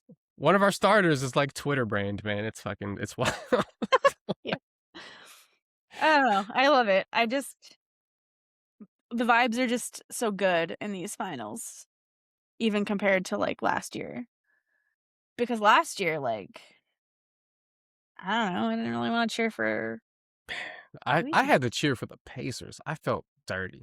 Right? Like, I don't. Because like I hate the Pacers, but they played ethical hoops. I'm not a Halliburton guy, but he plays real hoops. I'm not mad at Halliburton. I was happy for Pascal. Basketball standpoint, I fuck with him. He play real hoops. Yeah. Pascal plays real hoops. The Pacers are a weird team because I'm like, I can't cheer for you by nature of just being from Indiana. Yeah. But which says I mean, that's really funny coming from somebody from Alberta, but I don't cheer for Alberta teams, so. Anyway, Indiana spiritually feels similar, so I won't cheer for Indiana teams either as a result. And so I want to cheer for a team where I have somewhere cool to go to when I cheer for them, you know, in person. I'm not trying to go to the Dome. Fair. Yeah, so I don't know, cheering for the Pacers was weird because I'm like, I don't want to cheer for them, but Pascal is cool, so I'll always cheer for Pascal. This year, the finals feel like I kind of want both teams. Like last year, I would have been cool if both teams lost. This year, I want both teams to win. I mean, obviously you're a fan of the Knicks, so it's different. But for me as a casual, that's how the vibe switch is very different. Or last year, I'm like, I don't really want to cheer for either of these teams. This year, I kind of want to cheer for both. Like, Yeah, if there's a team that we lost to and I wouldn't like bear ill will toward them, it's the Spurs. I'll still be sad that we lost, but I wouldn't be yeah, like, oh man, fuck the Spurs. You know what I mean? Like 100%. Yeah, I 100%. I generally appreciate their whole get down. Like I kind of fuck with them. Totally. Yeah. Well, I mean, you were like, at least in my life, you were like one of the first like really big Wemby people. So yeah, that tracks. Like that makes I've sense. also been to San Antonio a bunch of times, and like Well, I granted. I used to live in the middle of nowhere, West Texas, for a little bit, and I used to escape to San Antonio basically every weekend, or sometimes Austin, but usually San Antonio, Is this or during just your on some day military trip time or shit. during Yep, your time as a kid? yep. Yeah, during your Just military just time. on some day trip shit. I would literally just in the morning drive all the way to San Antonio, lunch, hang out, dinner, drive back, and How just long to get were the you in fuck there out of for? that town. I don't think I've six ever years. actually asked. 6 years. Okay, 6 years. that makes sense But I then. was only in Texas, that part of Texas for like 6 months. But I used to Still, 3 hours each way, San Antonio and back, man, almost 6 every months. weekend, man, just to have something to do. 6 months in those kinds of place. Having grown up in that kind of place where you go to, like Yeah, Calgary was the escape. And yeah, Calgary, if you've ever been here, is not an escape from much. I've been So, there. yeah. So I get it on a deep, deep level. That was my childhood. You can eat good in San Antonio. You can eat good in San Antonio. Except if you're celiac. My mom had a terrible experience in San Antonio. Oh, I bet. Hey now, tacos, man, corn The tortillas. Mexican She should food, be fine. she did She should be great with the fine. Mexican food. Yeah, Anything else, I was gonna not good. say. Not good. Mostly S because asked for recommendations on Twitter for San Antonio restaurants, and I sent him a couple. So they were, go enjoy Hot Joy I and was just gonna say enjoy you saw that, yeah. Henry's Puffy Tacos. Enjoy that. So my That's a San mom, Antonio signature. They don't got puffy tacos nowhere else. my mom fucking, like, loves like, she obviously loves Mexican food, so, like, that's her jam, but, like, so she was stoked about that part. That was great for Yep. her. The problem was is she's a pretty adventurous eater in general and is like, "Ooh, I see gator on a menu," and whatever the fuck Yep. else, we wanna try it. Problem is everything is deep fried, so she can't. Yeah. And Yep. she's at, like, really nice restaurants, and the chef is asking what gluten is, and she's like, "Oh, no." Hey man, I'm you gotta fuck find you a barbecue place where it's just like Well, but meat, most barbecue coleslaw. sauces but most barbecue sauces have, soy sauce, and soy sauce has gluten. Damn, I thought it was only wheat based shit that had gluten. Damn, Well, I did soy not. Or sauce barley based. most soy sauces are wheat-based, they have wheat in them. That's crazy. I did not know that. Yes.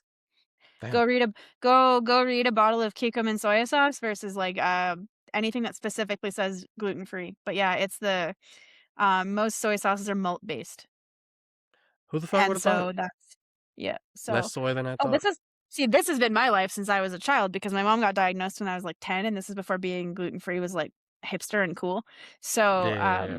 I learned how to read food labels at a really, really young age because we'd go grocery shopping. My mom was like, "Oh, I forgot my glasses. Can you read that? Can you tell me if Damn. anything's gonna kill me in that?" It's a lot of pressure on a 10-year-old.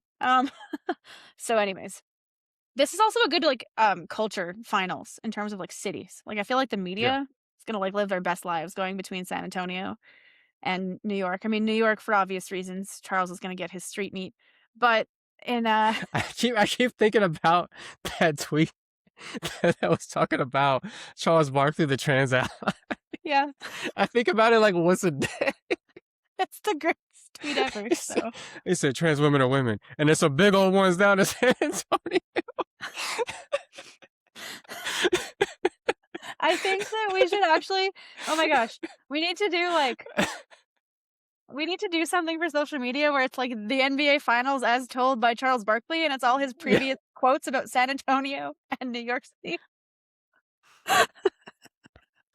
By the way, speaking of the teams and the cultures, I love how both teams keep their old legends around. I've seen Sean With the Elliott exception of pop Charles up. Oakley. Justice for Charles Yeah, Oakley.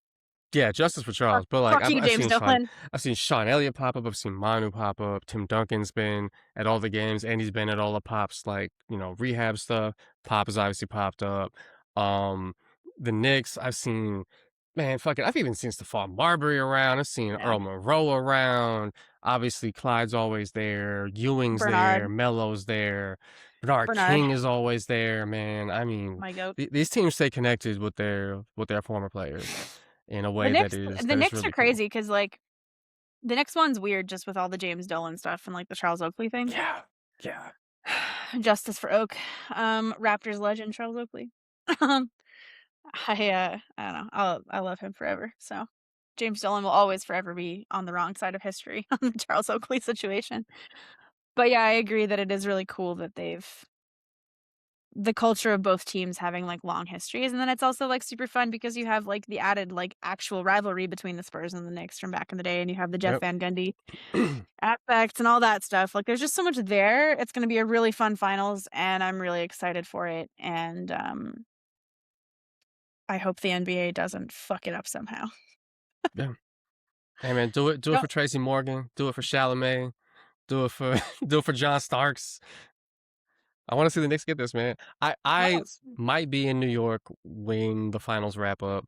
I'm either going to be in a city that is mourning slash exploding or a city that is celebrating slash exploding. So either Yeah. way, I might be in like a pile of ash in like 2.5 weeks time. I hope that New York goes so hard that everybody forgets the Vancouver Stanley Cup riots. I might have to stay in New Jersey, not just to save money, but just for like, Not just so there's dying. like still, just so buildings still exist Yeah. So you don't accidentally get post parade. so funny story. So, my ex at the time, his brother ended up on TV in the middle of the Vancouver riots, like, by Oh my accident. God. So he was, like, around downtown, around whatever when all this is happening, when the game lets out and people start going crazy, and, like, the thing that was actually proven later too, like, there were actual people in the crowd who were gonna riot no matter what, like, it was not really Canucks fans, it's just, like, Yeah. people. This always happens, but and most of them were from Quebec, which is the extra funny part. Plants. They were And the blockaded extra funny part is that plants. many of them were from Quebec, and it's like the French just like to riot, it's like their thing. Like, it's their thing. It has So, been said. yeah, many a riot has been they have barbecues meant for rioting, so, I mean, hey, They didn't. Did they bring guillotines too, or was that just like not on the no. menu that day? No, they had to still be they wear a lot of flannel and stuff to pretend to be from Vancouver. And my ex's brother was like, he just ended up, he was like, "What the hell is happening?" And he, like, stood up on, like, a telephone pole, kinda like, there's, like, the cement kinda part, and you can kinda stand up high. Yeah, He yeah, was yeah. just, like, standing there, like, watching shit go down around him because he was kinda too stunned to speak, and his mom saw him on TV and called him and was like, "Can you get the fuck out of the riot, please?" Amazing, amazing.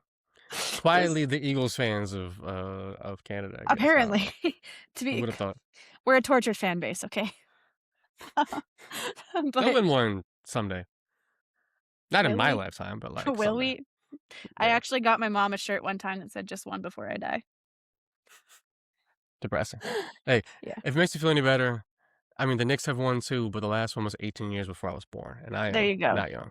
So I mean, this is definitely I feel, like, I less have white hairs. My parents were in elementary school last time the I Knicks won a feel championship. less happy for Spurs fans in the sense of, like, you've been here recently, kind of, Yeah, comparatively, yeah, compared to, like, the Knicks or somebody else. I'm like, "You've been here recently." Like, you're the legends from those runs are in the stands with your coach, who's also still alive, so yeah. and still at your games, so was recently coaching till recently, was, recently the coach, so, anyways, it's gonna be a good finals, I'm excited about it. It's I'm gonna be good. It's gonna I'm be good happy for hoops, you. man. It's gonna be good hoops. I just hope it's a good series. I'm just kidding. I Same, hope we fucking win. But like, I also same. want it to be a good series. I think it has the potential to be really, actually, really entertaining.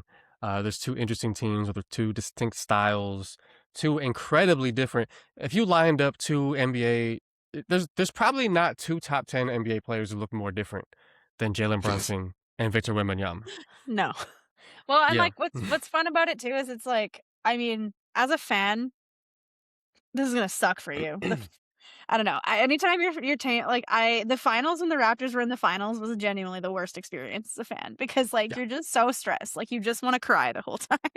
Like you're I have every championship experience that I've ever had has been just miserable like nerves, yeah, except for this year's Patriots Super Bowl because I just went in with that thinking, one, we're not gonna win. Two, it's gravy. Yeah, We weren't supposed to be here. It's This is not a cool. must-win game. Like it just wasn't. I went into that game thinking, as long as we don't embarrass ourselves, the project is on track, baby. Like, you know what I mean? Like, Right? we're Yeah, good. exactly. It's not a must-win game. Like people kind of went at Yeah. Danny Heifetz when he said that, but I'm like, he's not wrong. Like this is not a As long as must-win May didn't game. throw 7 interceptions, I was like, we're good. As long Like, as he I'm doesn't okay. CJ Stroud all over the field, you're fine. Like it's all good. And like in this case, it's different though. Like this is different. This is more pressure, and like it's gonna be friggin' miserable for you for the next. Because you never know if you never know if you're gonna be back next year. Even if we were clearly the best Eastern team in the playoffs, Boston might pull some shit. Indiana Detroit might be might good upgrade. again. Indiana. Like, Apparently, Halliburton makes that big a difference. They might be back.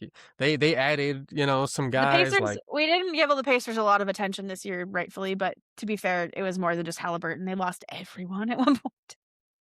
Pascal they was got the Zoo only now. healthy. They got Big Zoo. They got Zoo healthy. I mean, they lost their pick though. They lost that lottery pick to the Clippers. Yeah, hate to see it. They took a calculated risk and they were bad at math, but some young man just found out he's going to be living in LA instead of Indiana. So yeah, it's a good day for that person. But yeah, shout out to him. Enjoy the sun. I feel like the real twist of fate is when they find out it's the Clippers and not the Lakers. Well, at least LA's LA. Hey, if I get $10 million a year to live in LA, shit, I'll play for whoever. Same. I'll play for the LA Galaxy. I don't care. Yeah, I don't know. It's gonna be a crazy finals. I'm excited. Go Knicks. I mean, also I'm actually firmly in the go sports side of things because I kind of want both teams to win. I like both teams. I am cheering for the Knicks, but I think Go Knicks. Do it for the Rangers, who are fucking dog shit. I will never redeem Madison Square Garden. I will never cheer for anything if it means the Rangers win, actually, because they're the reason my team doesn't have the Stanley Cup. So fuck them. One of two reasons. Boston fucked it up for y'all. New York and Boston, two diametrically opposed cities, both fucked it up for y'all. Boston's one of my most hated sports cities. It actually is my most hated sports city on the planet. And so the fact that they were the reason, and because the thing too is that the Canucks Cup runs previously were not in my memory. So like I hate the Rangers just by like osmosis. I don't know if you can see that on my screen. I can see that. Oh, don't worry. Right now. That is the corner of a New York Rangers jersey. I know. I saw it. Don't worry. Doesn't even have a player on it. I never felt the need to get a new one. You know what makes my mom's life even worse is that she grew up a Canucks fan, and her best friend, who she grew up with, played for the Canucks and then left the Canucks to win a championship with the Rangers. Smart man. So, shout out Doug Lidster. The Rangers are fuck the Rangers, but shout out to Brian Leach. Also, fuck the Bruins forever. Like when I will never. For sure. Always, regardless of the cup run, fuck the Bruins. I will never forget when Zdeno Chara hoisted the cup over his head, and I was like, I hope you fucking drop that thing on your face. He hoisted it very high. He's really tall. I got my parents tickets to see the Providence Bruins, and I felt kind of weird about it because I was like, I fucking hate the Boston Bruins. But I was like, they are Bruins. They're their minor league team, but I'm like, is it the same as rooting for them? I'm not. I'm just gonna choose to not count it that way. I think they had a special team name that day. They were like the fucking hot wieners or some shit like that. There you go. Like a theme night where they changed the team iconography and stuff. Yeah, that classic minor league shit. Yeah, perfect. Yeah, they're rooting for literally the fucking hot dogs. So I was like, all right, this doesn't count. Enough. It's not related to Boston. Yeah. Yeah. No, I fuck the Bruins. Yeah. You know what? That's all I have to say. I'm just gonna end on that. Fuck the Bruins. Fuck Boston. Anyway, any other final thoughts before we wrap this up? Shout out to AJ Brown. Also shout out to Deuce McBride. Dog, if we win the championship, I'm gonna buy a McBride jersey, man. That's my guy. Hell yeah. All right, well. Go Knicks. We'll back. Yeah. Find us on social media. We are at wineanddimepod on Instagram, YouTube, and TikTok. I am the world's #1 Carl-Anthony Towns defender. As long as he doesn't commit stupid fouls. I was like, our texts would say differently. But, yeah. Sure. I would defend Carl Anthony Towns, the guy, all day. The Yes. the foul bandit, maybe not so much. Yeah, I was like, human being, Carl Anthony Towns? Fuck yeah. Oh yeah, love him. Basketball player?